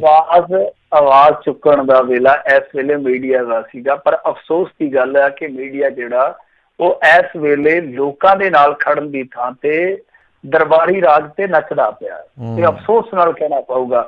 ਕਿਉਂਕਿ ਤੁਸੀਂ ਦੇਖੋ, ਅਸੀਂ ਆਹ ਗੱਲਾਂ ਕੱਢ ਕੇ ਲੈ ਆਉਂਦੇ ਹਾਂ ਜਾਂ ਪ੍ਰਿੰਟ ਮੀਡੀਆ ਕੱਢ ਕੇ ਲੈ ਆਉਂਦਾ, ਕੀ ਗੱਲ ਹੈ? ਆ ਤੁਸੀਂ ਕਦੇ ਚੈਨਲਾਂ ਤੇ ਗੱਲਾਂ ਸੁਣੀਆਂ ਨੇ ਕਿ ਅੱਜ ਇੱਥੇ PPE ਘੁਟਾਲਾ ਹੋ ਗਿਆ, ਅੱਜ ਇਸ ਜਗ੍ਹਾ ਤੇ ਭਾਈ ਕੁਆਰੰਟੀਨ ਕੀਤੇ ਲੋਕ ਜਿਹੜੇ ਆ ਉਹ ਕਲਪਦੇ ਪਏ ਆ, ਇਸ ਥਾਂ ਤੋਂ ਲੋਕ ਜਿਹੜੇ ਆ ਭੁੱਖੇ ਬੈਠੇ ਬਾਹਰ ਆ ਗਏ ਸੜਕਾਂ ਤੇ? ਇਹ TV ਦਾ ਸ਼ਿੰਗਾਰ ਨਹੀਂ ਬਣਦੀਆਂ ਸੁਰਖੀਆਂ, ਠੀਕ ਹੈ ਨਾ? ਪੋਰਟਲਾਂ ਤੇ ਆ ਰਹੀਆਂ ਨੇ, ਪੱਤਰਕਾਰ ਜਿਹੜੇ ਗਰਾਊਂਡ ਤੇ ਕੰਮ ਕਰਦੇ ਉਹਨਾਂ ਦੇ ਮਾਰਫਤ ਆ ਰਹੀਆਂ ਨੇ, ਪਰ ਮੇਨ ਸਟ੍ਰੀਮ ਦੇ ਮੀਡੀਆ 'ਚ ਇਸ ਤਰ੍ਹਾਂ ਦੀ ਸਮੱਸਿਆ ਕੋਈ 100 'ਚੋਂ 5 ਚੈਨਲ ਚੁੱਕਦਾ ਪਿਆ। ਤਾਂ ਸਭ ਤੋਂ ਵੱਡਾ ਵਿਰੋਧੀ ਕੌਣ ਹੁੰਦਾ? ਮੀਡੀਆ ਤੁਹਾਡਾ। ਸਰਕਾਰ ਦਾ ਸਭ ਤੋਂ ਵੱਡਾ ਵਿਰੋਧੀ ਕੌਣ ਹੁੰਦਾ? ਕਿਉਂਕਿ ਸਿਆਸੀ ਵਿਰੋਧੀ ਜਿਹੜੇ ਹੁੰਦੇ ਆ ਨਾ, ਉਹ ਮਫਾਦੀ ਵਿਰੋਧੀ ਹੁੰਦੇ ਆ, ਉਹਨਾਂ ਦੇ ਸਿਆਸੀ ਵਿਰੋਧ ਦੇ ਵਿੱਚ ਆਪਣੇ ਮਫਾਦ ਹੁੰਦੇ ਆ, ਪਰ ਮੀਡੀਆ ਦਾ ਤਾਂ ਕੋਈ ਮਫਾਦ ਨਹੀਂ ਹੋਣਾ ਚਾਹੀਦਾ। ਹੁਣ ਜਿਹੜਾ ਮੀਡੀਆ ਮਫਾਦ ਲੱਭਣ ਲੱਗ ਗਿਆ, ਫਸਾਦ ਲੱਭਣ ਲੱਗ ਪਿਆ, ਉਹ ਮੀਡੀਆ ਨਹੀਂ ਹੈ, ਉਹ ਤਾਂ ਸਮਝ ਲਓ ਕਿ ਕਿਸੇ ਵੀ ਸਮਾਜ ਦਾ ਸਭ ਤੋਂ ਵੱਡਾ ਦੁਸ਼ਮਣ ਹੈ। ਪਰ ਅਫਸੋਸ ਦੀ ਗੱਲ ਆ ਕਿ ਇੱਥੇ ਮੀਡੀਆ ਜਿਹੜਾ ਉਹੀ ਸਮਾਜ ਦਾ ਸਭ ਤੋਂ ਵੱਡਾ ਦੁਸ਼ਮਣ ਬਣਿਆ ਪਿਆ ਹੈ। ਸੋ ਮੇਰੇ ਖਿਆਲ ਦੇ ਨਾਲ ਮੀਡੀਆ ਦਾ ਰੋਲ ਜਿਹੜਾ ਉਹ ਇੱਥੇ ਬਹੁਤ ਵੱਡਾ ਬਣਦਾ ਸੀ, ਜਿਹੜਾ ਬਹੁਤ ਦੌਣਾ ਬਣ ਗਿਆ। ਜੀ ਅਗਲੇ ਜਿਹੜੇ ਕਾਲਰ ਆਪਣੇ ਜੁੜੇ ਨੇ, ਗੁਰਪ੍ਰੀਤ ਜੀ, ਸਤਿ ਸ਼੍ਰੀ ਅਕਾਲ ਜੀ। ਸਤਿ ਸ਼੍ਰੀ ਅਕਾਲ ਜੀ। ਸਤਿ ਸ਼੍ਰੀ ਅਕਾਲ। ਮੇਰੇ ਦੋ ਸਵਾਲ ਹੈ ਮਿੰਟੂ ਜੀ। ਸਵਾਲ ਨਹੀਂ, ਮੈਂ ਚਿੰਤਾ ਹੀ ਆ ਵੀ ਜਦੋਂ ਹੁਣ ਨਸ਼ੇੜੀਆਂ ਨੂੰ ਤੁਸੀਂ ਖਬਰ ਸ਼ੇਅਰ ਕੀਤੀ ਕਿ ਉੱਥੋਂ ਗੋਲੀਆਂ ਦੇ ਕੇ ਮੋੜ ਦਿੰਦੇ ਆ, ਬਹੁਤਾਂ ਦੀ ਰਜਿਸਟ੍ਰੇਸ਼ਨ ਹੋਈ ਆ, ਬਹੁਤ ਵਧੇ ਨੇ, ਜਦੋਂ ਇਹ ਸਾਰਾ ਕੁਝ ਖੁੱਲੂਗਾ ਉਦੋਂ ਨਸ਼ਾ ਇੱਕਦਮ ਆਊਗਾ ਇਹਨਾਂ ਦੇ ਕੋਲ, ਇਹ ਚਾਂਸ ਹੈਗੇ ਆ ਨਾ ਵੀ ਇਹ ਓਵਰਡੋਜ਼ ਕਰਨਗੇ, ਡੈਫੀਨੇਟਲੀ ਕਰਨਗੇ। ਓਵਰਡੋਜ਼ ਕਰਕੇ ਮੌਤਾਂ ਦੀ ਗਿਣਤੀ ਵਧੂਗੀ। ਕੀ ਸਰਕਾਰ ਨੂੰ ਚਾਹੀਦਾ ਨਹੀਂ ਕਿ ਹੁਣ ਇਹ ਕੰਟਰੋਲ ਕੀਤਾ ਜਾਵੇ ਨਸ਼ੇ ਤੇ, ਤਾਂ ਮੇਰਾ ਦੂਜਾ ਸਵਾਲ ਇਹ ਹੈਗਾ, ਜਿਹੜੀ ਆਪਣੀ ਪੰਜਾਬ ਦੇ ਵਿੱਚੋਂ ਕੈਂਸਰ ਟ੍ਰੇਨ ਚੱਲਦੀ ਸੀ, ਬੀਕਾਨੇਰ ਜਾਂਦੀ ਸੀ, ਭਰ ਕੇ ਜਾਂਦੀ ਸੀਗੀ, ਉਹ ਹੁਣ ਨਹੀਂ ਜਾ ਰਹੀ ਹੈ ਨਾ, ਉਹਨਾਂ ਦੇ ਟ੍ਰੀਟਮੈਂਟ ਵਾਸਤੇ ਸਰਕਾਰ ਨੇ ਕੁਝ ਕੀਤਾ? ਉਹਨਾਂ ਦੇ ਕਰੋਨਾ ਹੀ ਹੋ ਰਹੀ ਆ, ਉਹ ਜਿਹੜੇ ਇਹ ਉਹਨਾਂ ਦਾ ਇਮਿਊਨ ਸਿਸਟਮ ਹੀ ਸਟਰੋਂਗ ਆ। ਹੁਣ 2 ਉਹ ਮਰੇ ਬਾਲੀਵੁੱਡ ਦੇ ਸਟਾਰ, ਉਹ ਤਾਂ ਸਟਾਰ ਕਰਕੇ ਉਹਨਾਂ ਦੀ ਖਬਰ ਮੂਹਰੇ ਆ ਗਈ। ਮੇਰੇ ਪਿੰਡ 'ਚੋਂ 3 ਬੰਦੇ ਮਰੇ ਜਿਨ੍ਹਾਂ ਨੂੰ ਕਿ 2 ਨੂੰ ਕੈਂਸਰ ਸੀਗਾ। ਉਹਨਾਂ ਦੀ ਦਵਾਈ ਬੂਟੀ ਦਾ ਕੀ ਸਰਕਾਰ ਕੁਝ ਕਰ ਰਹੀ ਆ? ਮੇਰੇ ਇਹ 2 ਸਵਾਲ ਸੀ। ਕੱਟਿਓ ਨਾ ਵੀਰੇ, ਮੈਨੂੰ ਸੁਣ ਲੈਣ ਦਿਓ। ਥੈਂਕ ਯੂ ਜੀ। ਦੇਖੋ ਇਸ ਮਾਮਲੇ 'ਚ ਇੱਕ ਦਿਨ ਨਾ ਟੈਲੀਵਿਜ਼ਨ ਤੇ ਡਿਬੇਟ ਹੋ ਰਹੀ ਸੀਗੀ, ਤਾਂ ਉਹਦੇ ਵਿੱਚ ਮੈਂ ਵੀ ਸੀਗਾ। ਸਿਹਤ ਮੰਤਰੀ ਨੂੰ ਮੈਂ ਆਹੀ ਸਵਾਲ ਕੀਤਾ ਸੀ ਜੋ ਤੁਸੀਂ ਮੈਨੂੰ ਕੀਤਾ ਵਾ, ਤੇ ਚਲੋ ਜਿੱਥੇ ਵੀ ਮੌਕਾ ਮਿਲਿਆ ਆਪਾਂ ਸਵਾਲ ਕਰਨ ਤੋਂ ਗੁਰੇਜ਼ ਨਹੀਂ ਕਰਦੇ। ਤੇ ਉਹ ਕਹਿੰਦੇ ਸੀ ਕਿ ਇਹਦੇ ਲਈ ਸਾਡੇ ਕੋਲ ਪਾਲਿਸੀ ਆ, ਤੇ ਮੈਂ ਕਿਹਾ ਜੀ ਤੁਹਾਡੀ ਪਾਲਿਸੀ ਦੇ ਵਿੱਚ ਮੈਨੂੰ ਇਹ ਦੱਸੋ ਕਿ ਤੁਹਾਡੇ ਕੋਲ ਕਾਉਂਸਲਰ ਕਿੰਨੇ ਆ? ਉਹ ਜਵਾਬ ਨਹੀਂ ਸੀ ਦੇ ਸਕੇ। ਉਹਨਾਂ ਨੇ ਕਈ ਫਿਰ ਪੱਤਰੇ ਖੋਲ ਕੇ ਜਵਾਬ ਮੰਗਾਇਆ, ਤਾਂ 45 ਕਾਉਂਸਲਰ ਸ਼ਾਇਦ ਨਿਕਲੇ ਪੂਰੇ ਪੰਜਾਬ 'ਚ। ਤਾਂ ਨਸ਼ੈੜੀਆਂ ਦੀ ਗਿਣਤੀ ਕਿੰਨੇ ਆ? ਲੱਖਾਂ 'ਚ। ਸੋ ਤੁਸੀਂ ਆਪ ਹੀ ਅੰਦਾਜ਼ਾ ਲਾ ਲਓ, ਕਿਉਂਕਿ ਬਿਲਕੁਲ ਤੁਹਾਡੀ ਗੱਲ ਇਹ ਸਹੀ ਹੈ ਕਿ ਜਦੋਂ ਇਸ ਤਰ੍ਹਾਂ ਦਾ ਮਾਹੌਲ ਹੁੰਦਾ ਹੈ, ਉਸ ਤੋਂ ਬਾਅਦ ਜਦੋਂ ਮਾਹੌਲ ਨਾਰਮਲ ਹੁੰਦਾ ਹੈ, ਤਾਂ ਨਸ਼ੈੜੀ ਜਿਹੜਾ ਉਹ ਕਿਤੇ ਨਾ ਕਿਤੇ ਦੂਜੇ ਪਾਸੇ ਚੱਲ ਜਾਂਦਾ ਹੈ, ਫਿਰ ਉਸੇ ਰਾਹ ਤੇ ਪੈ ਜਾਂਦਾ। ਤਾਂ ਜਿਹੜੇ ਪੀਰੀਅਡ ਆ, ਸਾਨੂੰ ਇਹ ਸੰਭਾਲਣਾ ਚਾਹੀਦਾ। ਇਹਦੇ ਵਾਸਤੇ ਕਾਉਂਸਲਿੰਗ ਬਹੁਤ ਬਿਹਤਰ ਹੈ, ਕਿਉਂਕਿ ਇਹਦੇ 'ਚ ਕੋਈ ਦਵਾਈ ਕੰਮ ਨਹੀਂ ਕਰਦੀ। ਇਹਦੇ 'ਚ ਵਿਚਾਰਾਂ ਦਾ ਪਰਿਵਰਤਨ ਹੀ, ਜੇ ਕਹਿ ਲਈਏ ਕਿ ਸੰਜੀਵਨੀ ਹੈ ਬੰਦੇ ਦੇ ਲਈ, ਕਿ ਜਿੰਨੀ ਜਲਦੀ ਉਹਦੇ ਵਿਚਾਰਾਂ ਦਾ ਪਰਿਵਰਤਨ ਹੋਊਗਾ ਔਰ ਵਿਚਾਰ ਜਿੰਨੇ ਵੀ ਉਹਦੇ ਮਜ਼ਬੂਤ ਹੋਣਗੇ ਉਨਾ ਹੀ ਫਾਇਦਾ ਹੈ। ਸੋ ਇਹਦੇ ਵਾਸਤੇ ਹੈ ਕਿ ਬੰਦਾ ਖੁਦ ਵੀ ਤਿਆਰ ਹੋਵੇ, ਔਰ ਸਾਹਮਣੇ ਜਿਵੇਂ ਖੂਹ 'ਚ ਕੋਈ ਬੰਦਾ ਡਿੱਗ ਪੈਂਦਾ ਨਾ, ਤਾਂ ਖੂਹ 'ਚ ਜੇ ਕੋਈ ਰੱਸਾ ਸੁੱਟ ਦੇਵੇ, ਉਹਦੇ 'ਚ ਦੋਵੇਂ ਪਾਸੇ ਜ਼ੋਰ ਲੱਗੇਗਾ ਨਾ, ਕਿ ਬਾਹਰਲਾ ਰੱਸਾ ਫੜੂਗਾ ਤੇ ਅੰਦਰਲਾ ਥੋੜੀ ਹਿੰਮਤ ਮਾਰ ਕੇ ਚੜੂਗਾ, ਤਾਂ ਹੀ ਬੰਦਾ ਬਾਹਰ ਨਿਕਲਦਾ ਹੈ ਨਾ। ਤਾਂ ਇਹ ਇਸ ਤਰ੍ਹਾਂ ਦੀ ਹਾਲਤ ਹੁੰਦੀ ਹੈ। ਤਾਂ ਇਹ ਕੋਈ ਪਾਲਿਸੀ ਹੁੰਦੀ ਤਾਂ ਬਹੁਤ ਵਧੀਆ ਰਿਜ਼ਲਟ ਦੇ ਸਕਦਾ ਸੀਗਾ ਇਹ ਮੌਕਾ, ਜਿਹੜਾ ਇਹ ਆਲਮ ਜਿਹੜਾ ਐਕਚੁਅਲੀ ਦਾ ਜੀ। ਔਰ ਦੂਜੀ ਗੱਲ ਇਹਨਾਂ ਨੇ ਜਿਹੜੀ ਕਹੀ ਸੀ ਮੇਰੇ ਖਿਆਲ ਦੇ ਨਾਲ ਕੈਂਸਰ ਪੀੜਤਾਂ ਦੀ ਦਵਾਈਆਂ ਦੀ ਜੀ, ਹਾਂਜੀ ਹਾਂਜੀ ਬਿਲਕੁਲ। ਮੈਂ ਤੇ ਅੱਗੇ ਕਿਹਾ ਸੀਗਾ ਕਿ ਦੇਖੋ ਦੂਸਰੀਆਂ ਬਿਮਾਰੀਆਂ ਛੁੱਟੀ ਤੇ ਨਹੀਂ ਚਲੇ ਗਈਆਂ। ਕਰੋਨਾ ਆ ਗਿਆ, ਇਹਦਾ ਮਤਲਬ ਇਹ ਨਹੀਂ ਹੋਇਆ ਉਹਨਾਂ ਕਿਹਾ ਲੈ ਵੀਰਾ ਅਸੀਂ ਹੁਣ ਮਾੜਾ ਜਿਹਾ ਛੁੱਟੀ ਤੇ ਜਾ ਆਈਏ, ਅਸੀਂ ਬਹੁਤ ਮੋਰਚਾ ਸੰਭਾਲਿਆ, ਹੁਣ ਤੂੰ ਲੜ ਲਾ। ਐਸਾ ਨਹੀਂ ਹੈ। ਦੂਜੇ ਮਰੀਜ਼ਾਂ ਦਾ, ਦੂਜੇ ਬਿਮਾਰਾਂ ਦਾ ਵੀ ਤੁਹਾਨੂੰ ਖਿਆਲ ਰੱਖਣਾ ਪਊਗਾ। ਹੁਣ ਦੇਖੋ PGI ਦੀ OPD ਬੰਦ ਹੋਣ ਦੇ ਨਾਲ ਕਿੰਨਾ ਜ਼ਿਆਦਾ ਕਸੇਰਾ ਲੱਗਦਾ। ਹਿਮਾਚਲ, ਜੰਮੂ ਕਸ਼ਮੀਰ, ਪੰਜਾਬ, ਹਰਿਆਣਾ, ਰਾਜਸਥਾਨ, ਬਿਹਾਰ ਤੱਕ ਦੇ ਮਰੀਜ਼ ਮੈਂ ਉੱਥੇ ਦੇਖਿਆ। ਮੈਂ PGI 'ਚ ਜਾਂਦਾ ਰਿਹਾ, ਮੇਰੀ ਵਾਈਫ ਦਾ ਵੀ ਉੱਥੋਂ ਟ੍ਰੀਟਮੈਂਟ ਚੱਲਿਆ, ਤਾਂ ਅਸੀਂ ਉੱਥੇ ਜਾਂਦੇ ਰਹੇ, ਗੇੜੇ ਲੱਗੇ ਆ। ਮੈਂ ਉੱਥੇ ਬਹੁਤ ਦੂਰ ਦੂਰ ਤੱਕ ਦੇ ਮਰੀਜ਼ ਨਾ ਸਿਰਫ ਵੇਖੇ, ਉਹਨਾਂ ਦੇ ਦੁੱਖ ਵੀ ਸੁਣੇ ਆ। ਤਾਂ ਕਹਿਣ ਦਾ ਮਤਲਬ ਹੈ ਕਿ ਉੱਥੇ OPD ਪਤਾ ਨਹੀਂ ਉਹ ਮੈਨੂੰ ਇਹਨਾਂ ਦਿਨਾਂ 'ਚ ਚੱਲੀ ਹੈ ਜਾਂ ਨਹੀਂ ਚੱਲੀ, ਪਹਿਲਾਂ ਬੰਦ ਸੀਗੀ। ਤਾਂ ਬਿਲਕੁਲ ਤੁਹਾਡੀ ਗੱਲ ਸਹੀ ਆ ਕਿ ਉਹ ਜਿਹੜੇ ਕੈਂਸਰ ਦੇ ਪੇਸ਼ੈਂਟ ਹੈ, ਗੁਰਦਿਆਂ ਦੇ ਪੇਸ਼ੈਂਟ ਹੈ, ਡਾਇਲਸਿਸ ਹੁੰਦੀ ਹੈ ਜਿਨ੍ਹਾਂ ਦੀ, ਉਹਨਾਂ ਸਾਰਿਆਂ ਦਾ ਵੀ ਧਿਆਨ ਤੁਹਾਨੂੰ ਰੱਖਣਾ ਚਾਹੀਦਾ ਜੀ। ਜੀ ਅਗਲੇ ਕਾਲਰ ਨੇ ਆਪਣੇ ਨਾਲ ਜੁੜੇ ਹਰਪ੍ਰੀਤ ਜੀ। ਸਤਿ ਸ਼੍ਰੀ ਅਕਾਲ ਜੀ। ਸਤਿ ਸ਼੍ਰੀ ਅਕਾਲ ਜੀ। ਮੇਰਾ ਮਿੰਟੂ ਭਾਜੀ ਨੂੰ ਸਵਾਲ ਇਹ ਹੈ ਜੀ, ਇਹ ਕੀ ਇਹ ਖਬਰ ਸੱਚੀ ਹੈ ਜੀ, ਇਹਨਾਂ ਦੇ ਰਾਜ ਸਭਾ ਦੇ, ਲੋਕ ਸਭਾ ਦੇ ਮੈਂਬਰਾਂ ਦੀ 49,000 ਰੁਪਏ ਪਰ ਮਹੀਨਾ ਦੀ ਤਨਖਾਹ ਵਧਾਈ ਆ? ਕਿਹਨਾਂ ਦੀ? MPਆਂ ਦੀ ਕਹਿ ਰਹੇ ਹੋ? ਰਾਜ ਸਭਾ ਦੇ ਮੈਂਬਰਾਂ ਦੀ। ਠੀਕ ਹੈ ਜੀ। ਹਾਂਜੀ ਹਾਂਜੀ ਜੀ ਤਨਖਾਹ ਵਧੀ ਹੈ ਜੀ? ਕਦੋਂ ਵਧਾਈ ਹੈ? ਆ 2 ਦਿਨ ਹੋ ਗਏ ਆ ਜੀ। ਨਹੀਂ ਨਹੀਂ, ਲੋਕ ਸਭਾ ਤੇ ਰਾਜ ਸਭਾ ਕਿਵੇਂ ਤਨਖਾਹ ਵਧ ਸਕਦੀ ਹੈ ਜੀ? ਜੀ ਅਜੇ ਤਾਂ ਮੈਨੂੰ ਲੱਗਦਾ ਉਹ ਚੱਲ ਨਹੀਂ ਰਿਹਾ, ਸੋ ਜੇ ਉਹ ਸੈਸ਼ਨ ਚੱਲ ਨਹੀਂ ਰਿਹਾ, ਨਹੀਂ ਇਹੋ ਜਿਹੇ ਮੌਕੇ ਤੇ ਨਹੀਂ ਲਿਆ ਸਕਦੇ। ਇੱਕ ਪਤਾ ਕੀ ਆ, ਕਈ ਵਾਰ WhatsApp ਯੂਨੀਵਰਸਿਟੀ ਵੀ ਚੱਲ ਜਾਂਦੀ ਹੈ ਨਾ ਵਿੱਚ, ਤੇ ਇਹ ਮੇਰੇ ਖਿਆਲ ਦੇ ਨਾਲ ਨਹੀਂ ਐਸਾ ਕੋਈ, ਨਾ ਕੋਈ ਆਰਡੀਨੈਂਸ ਹੈ ਕੋਈ ਇਸ ਤਰ੍ਹਾਂ ਦਾ, ਨਾ ਕੋਈ ਸੈਸ਼ਨ ਚੱਲਦਾ ਪਿਆ। ਹੋ ਸਕਦਾ ਕੋਈ ਪੁਰਾਣੀ ਖਬਰ ਦੁਬਾਰਾ ਮੁੜ ਕੇ ਉੱਤੇ ਜਿਹੜੀ ਉਹਨਾਂ ਦੇ ਕੋਲ ਆ ਗਈ ਹੋਵੇ। ਇਹ ਵਧਾਉਂਦੇ ਤਾਂ ਰਹਿੰਦੇ, ਇਹਦੇ ਵਿੱਚ ਤਾਂ ਕੋਈ ਦੋ ਰਾਵਾਂ ਨਹੀਂ। ਉਦੋਂ ਬੜੀ ਸੋਹਣੀ ਇਹਨਾਂ ਦੀ ਜਿਹੜੇ ਵਿਰੋਧਾਭਾਸ ਆ ਸਾਰੇ ਦੂਰ ਹੋ ਜਾਂਦੇ, ਬੜੇ ਸੋਹਣੇ ਇਕੱਠੇ ਹੋ ਕੇ ਵਧਾ ਲੈਂਦੇ ਨੇ। ਅਗਲੀ ਜਿਹੜੀ ਗੱਲ ਕਰੀਏ ਮੋਹਨ ਲਾਲ ਜੀ। ਸਤਿ ਸ਼੍ਰੀ ਅਕਾਲ ਜੀ ਮੋਹਨ ਲਾਲ ਜੀ। ਹੈਲੋ, ਸਤਿ ਸ਼੍ਰੀ ਅਕਾਲ ਜੀ। ਸਤਿ ਸ਼੍ਰੀ ਅਕਾਲ ਜੀ। ਹਾਂਜੀ, ਸਤਿ ਸ਼੍ਰੀ ਅਕਾਲ ਟੀਮ, ਸਤਿ ਸ਼੍ਰੀ ਅਕਾਲ ਜੀ। ਮੇਰਾ ਸਵਾਲ ਹੈ ਜੀ, ਪਿੱਛੇ ਦਿਨ ਮੋਗਾ ਵਿਖੇ ਜੀ ਫੀਡ ਫੈਕਟਰੀ ਸੀ ਜੀ, ਉੱਥੇ 3 ਮਜ਼ਦੂਰ ਮਾਰੇ ਗਏ ਸੀਗੇ ਜੀ, ਉਹਦਾ ਵੀ ਦੱਸੋ ਜੀ ਕੀ ਬਣਿਆ ਉਹਨਾਂ ਮਜ਼ਦੂਰਾਂ ਦਾ ਵਿਚਾਰਿਆਂ ਦਾ? ਕਿਹੜੀ ਫੈਕਟਰੀ ਤੁਸੀਂ ਕਿਹਾ? ਇਹ ਫੀਡ ਫੈਕਟਰੀ ਮੋਗਾ ਜੀ। ਜੀ ਫੀਡ ਫੈਕਟਰੀ, ਪਸ਼ੂਆਂ ਦੀ ਫੈਕਟਰੀ ਜੀ ਜੀ ਜੀ। ਹਾਂਜੀ ਹਾਂਜੀ, ਉਹ ਕੋਟੀ ਸੇਖਾਂ ਦੇ ਲਾਗੇ ਸੀ, ਕੋਟੀ ਸੇਖਾਂ ਦੇ। ਉਹਦੇ ਵਿੱਚ ਮੇਰੇ ਖਿਆਲ ਦੇ ਨਾਲ ਫੈਕਟਰੀ ਵਾਲੇ ਤੇ ਪਰਚਾ ਹੋ ਗਿਆ ਸੀਗਾ ਜੀ। ਬਿਲਕੁਲ ਤੁਹਾਡੀ ਮੈਂ ਕਹੂੰਗਾ ਕਿ ਯਾਦਦਾਸ਼ਤ ਸ਼ਕਤੀ ਬੜੀ ਆ, ਕਿਉਂਕਿ ਉੱਥੇ ਸ਼ੁਰੂ ਦੇ ਵਿੱਚ ਹੀ ਮੌਤਾਂ ਹੋਈਆਂ ਸਨ ਜਦੋਂ ਲਾਕਡਾਊਨ ਵਾਲਾ ਕੰਮ ਚੱਲਿਆ, ਤਾਂ ਉਹਦੇ ਵਿੱਚ ਫੈਕਟਰੀ ਮਾਲਕ ਤੇ ਮਾਮਲਾ ਦਰਜ ਹੋ ਗਿਆ ਸੀ ਜੀ। ਤੇ ਮਜ਼ਦੂਰਾਂ ਨੂੰ ਕੁਛ ਮਿਲਿਆ ਸੀਗਾ ਮੁਆਵਜ਼ਾ ਵਗੈਰਾ ਜਾਂ ਨਹੀਂ? ਨਹੀਂ, ਮੁਆਵਜ਼ੇ ਦਾ ਨਹੀਂ ਮੈਨੂੰ ਪਤਾ, ਪਰਚਾ ਜ਼ਰੂਰ ਹੋ ਗਿਆ ਸੀਗਾ ਕਿਉਂਕਿ ਮੈਂ ਦੂਸਰੇ ਦਿਨ ਖਬਰ ਪੜ੍ਹੀ ਸੀਗੀ। ਮੁਆਵਜ਼ਾ ਤਾਂ ਦੇਖੋ ਇਹੋ ਜਿਹੇ ਮਾਮਲੇ ਦੇ ਵਿੱਚ ਵੱਜਵਾ ਹੋਣਾ ਚਾਹੀਦਾ ਕਿ ਜਿਸ ਤਰ੍ਹਾਂ ਵੀ ਮਜ਼ਦੂਰ ਕੰਮ ਕਰਦੇ ਇੱਥੇ, ਤੇ ਇਹ ਆ ਕਿ ਜਿਹੜੇ ਸੀਵਰੇਜ ਦੇ ਵਿੱਚ ਵਿਚਾਰੇ ਮਰ ਜਾਂਦੇ ਆ ਕਈ ਵਾਰ, ਉਹਨਾਂ ਨੂੰ ਮੁਆਵਜ਼ਾ ਨਹੀਂ ਮਿਲਦਾ, ਜਦ ਕਿ ਉਹਨਾਂ ਵਾਸਤੇ ਕਿੰਨਾ ਕੁਛ ਹੈ ਜਿਹੜਾ ਕੋਰਟਾਂ ਨੇ ਤੈਅ ਕਰ ਰੱਖਿਆ ਵਾ। ਜੀ ਜੀ ਜੀ ਬਿਲਕੁਲ। ਅਜੀਤ ਸਿੰਘ ਜੀ, ਸਤਿ ਸ਼੍ਰੀ ਅਕਾਲ ਜੀ। ਅਜੀਤ ਸਿੰਘ ਜੀ, ਹਾਂਜੀ ਸਤਿ ਸ਼੍ਰੀ ਅਕਾਲ। ਹਾਂਜੀ ਹਾਂਜੀ, ਵਾਹਿਗੁਰੂ ਖਾਲਸਾ ਵਾਹਿਗੁਰੂ ਜੀ ਫਤਿਹ ਜੀ। ਭਾਈ ਮਿੰਟੂ ਗੁਰਸ਼ਰਿਆ ਨੂੰ ਬਹੁਤ ਜ਼ਿਆਦਾ ਮੇਰੇ ਵੱਲੋਂ ਫਤਿਹ। ਮੈਂ ਨਾ ਇੱਕ ਮੇਰੇ ਨਾ ਜਦੋਂ ਵੀ ਮੈਂ ਪ੍ਰੋਗਰਾਮ ਇਹ ਸੁਣਦਾ ਨਾ, ਮੈਨੂੰ ਨਾ ਬਹੁਤ ਜ਼ਿਆਦੀਆਂ ਵਿਚਾਰਾਂ ਆਉਣੀਆਂ ਸ਼ੁਰੂ ਹੋ ਜਾਂਦੀਆਂ ਨੇ। ਤੇ ਆਹ ਜਿਹੜਾ ਜੋ ਕੁਛ ਵੀ ਚੱਲ ਰਿਹਾ ਸਾਰਾ ਕੁਛ ਬਹੁਤ ਮਾੜਾ ਚੱਲ ਰਿਹਾ, ਹਾਲਾਤ ਬਹੁਤ ਮਾੜੇ ਨੇ। ਮੈਂ ਇੱਕ ਤੁਹਾਡੇ ਨਾਲ ਇੱਕ ਰਾਏ ਲੈਣੀ ਚਾਹੁੰਦਾ, ਬੜੇ ਤਰ੍ਹਾਂ ਤੋਂ ਤੁਹਾਡਾ ਪ੍ਰੋਗਰਾਮ ਸੁਣਦਾ ਹੋਣਾ ਖਬਰਾਂ ਦਾ। ਜੀ ਜੀ, ਸਵਾਲ ਕਰੋ ਜੀ ਜਲਦੀ ਪਲੀਜ਼। ਮੈਂ ਨਾ 50 ਲੱਖ ਰੁਪਈਆ ਤੁਹਾਨੂੰ ਮਿੰਟੂ ਗੁਰਸ਼ਰਿਆ ਦਊਂਗਾ। ਮੈਂ ਨਾ ਸਾਰੇ ਜਿੰਨੇ ਟੋਟਲ ਪੰਜਾਬ ਦੇ ਮੰਤਰੀ ਸ਼ੰਤਰੀ ਆ ਨਾ, ਸਾਰੇ ਖਤਮ ਹੋ ਜਾਣੇ, ਤੁਸੀਂ ਇਕੱਲੇ ਹੀ ਸਾਰਾ ਪੰਜਾਬ ਸੰਭਾਲੋ ਤੇ ਅੱਗੇ ਲੱਗ ਜਾਓ, ਅੱਗੇ ਲੱਗ ਜਾਓ। ਮੈਂ ਸਾਰੀ ਪ੍ਰਾਪਰਟੀ ਦੇ ਦੂੰ, ਮੈਂ ਸਾਰੀ ਪ੍ਰਾਪਰਟੀ ਦੇ ਦੂੰ ਆਪਣੀ।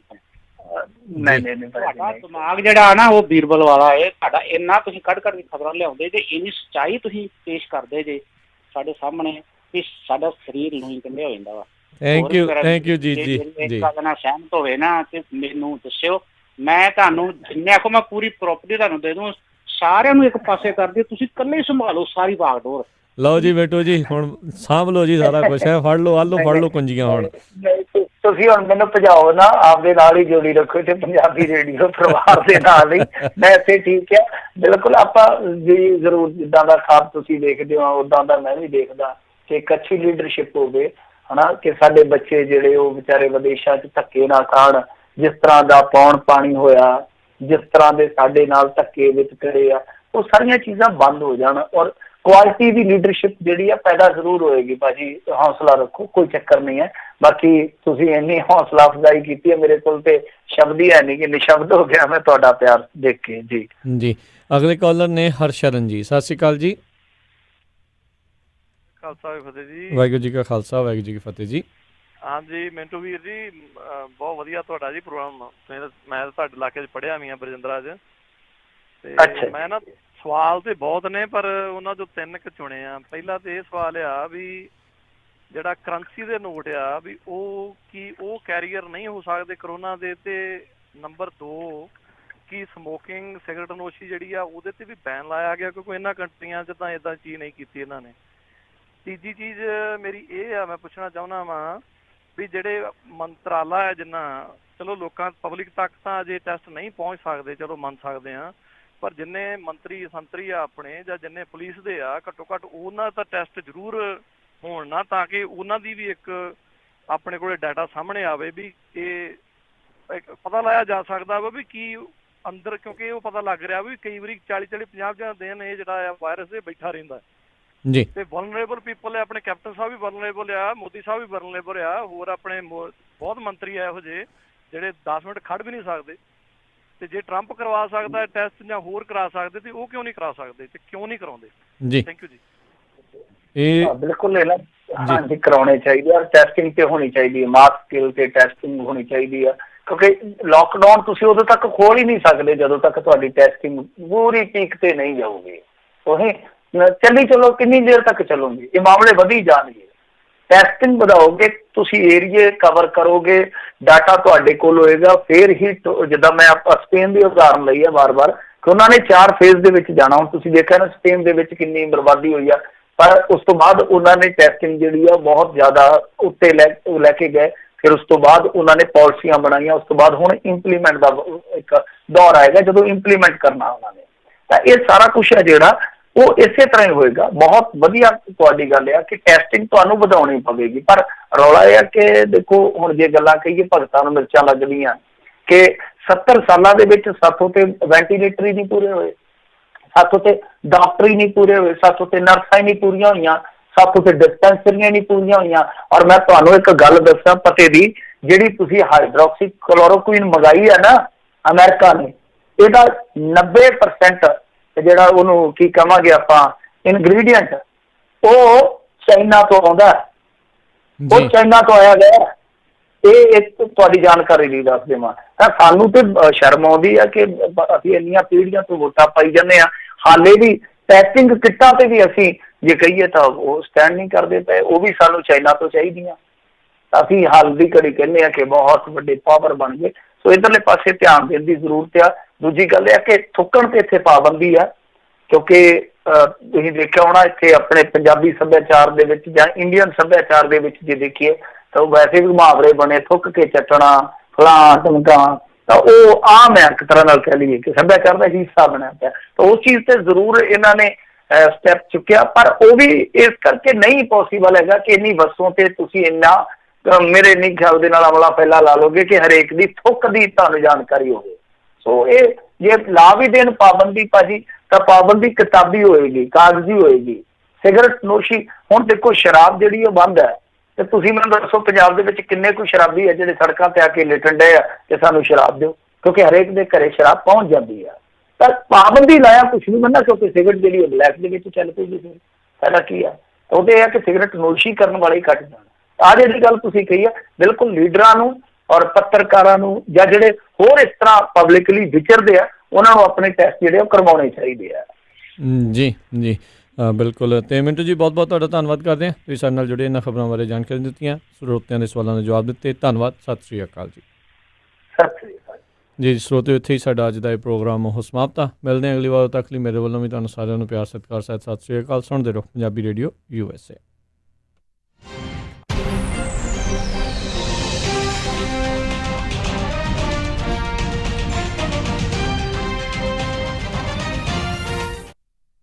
ਤੁਸੀਂ ਸੁਣ ਰਹੇ ਹੋ Punjabi radio USA, KOBO Yuba City 1450 AM, KIID Sacramento 1470 AM, KWRU Fresno 1300 AM, KLHC Bakersfield 1350 AM।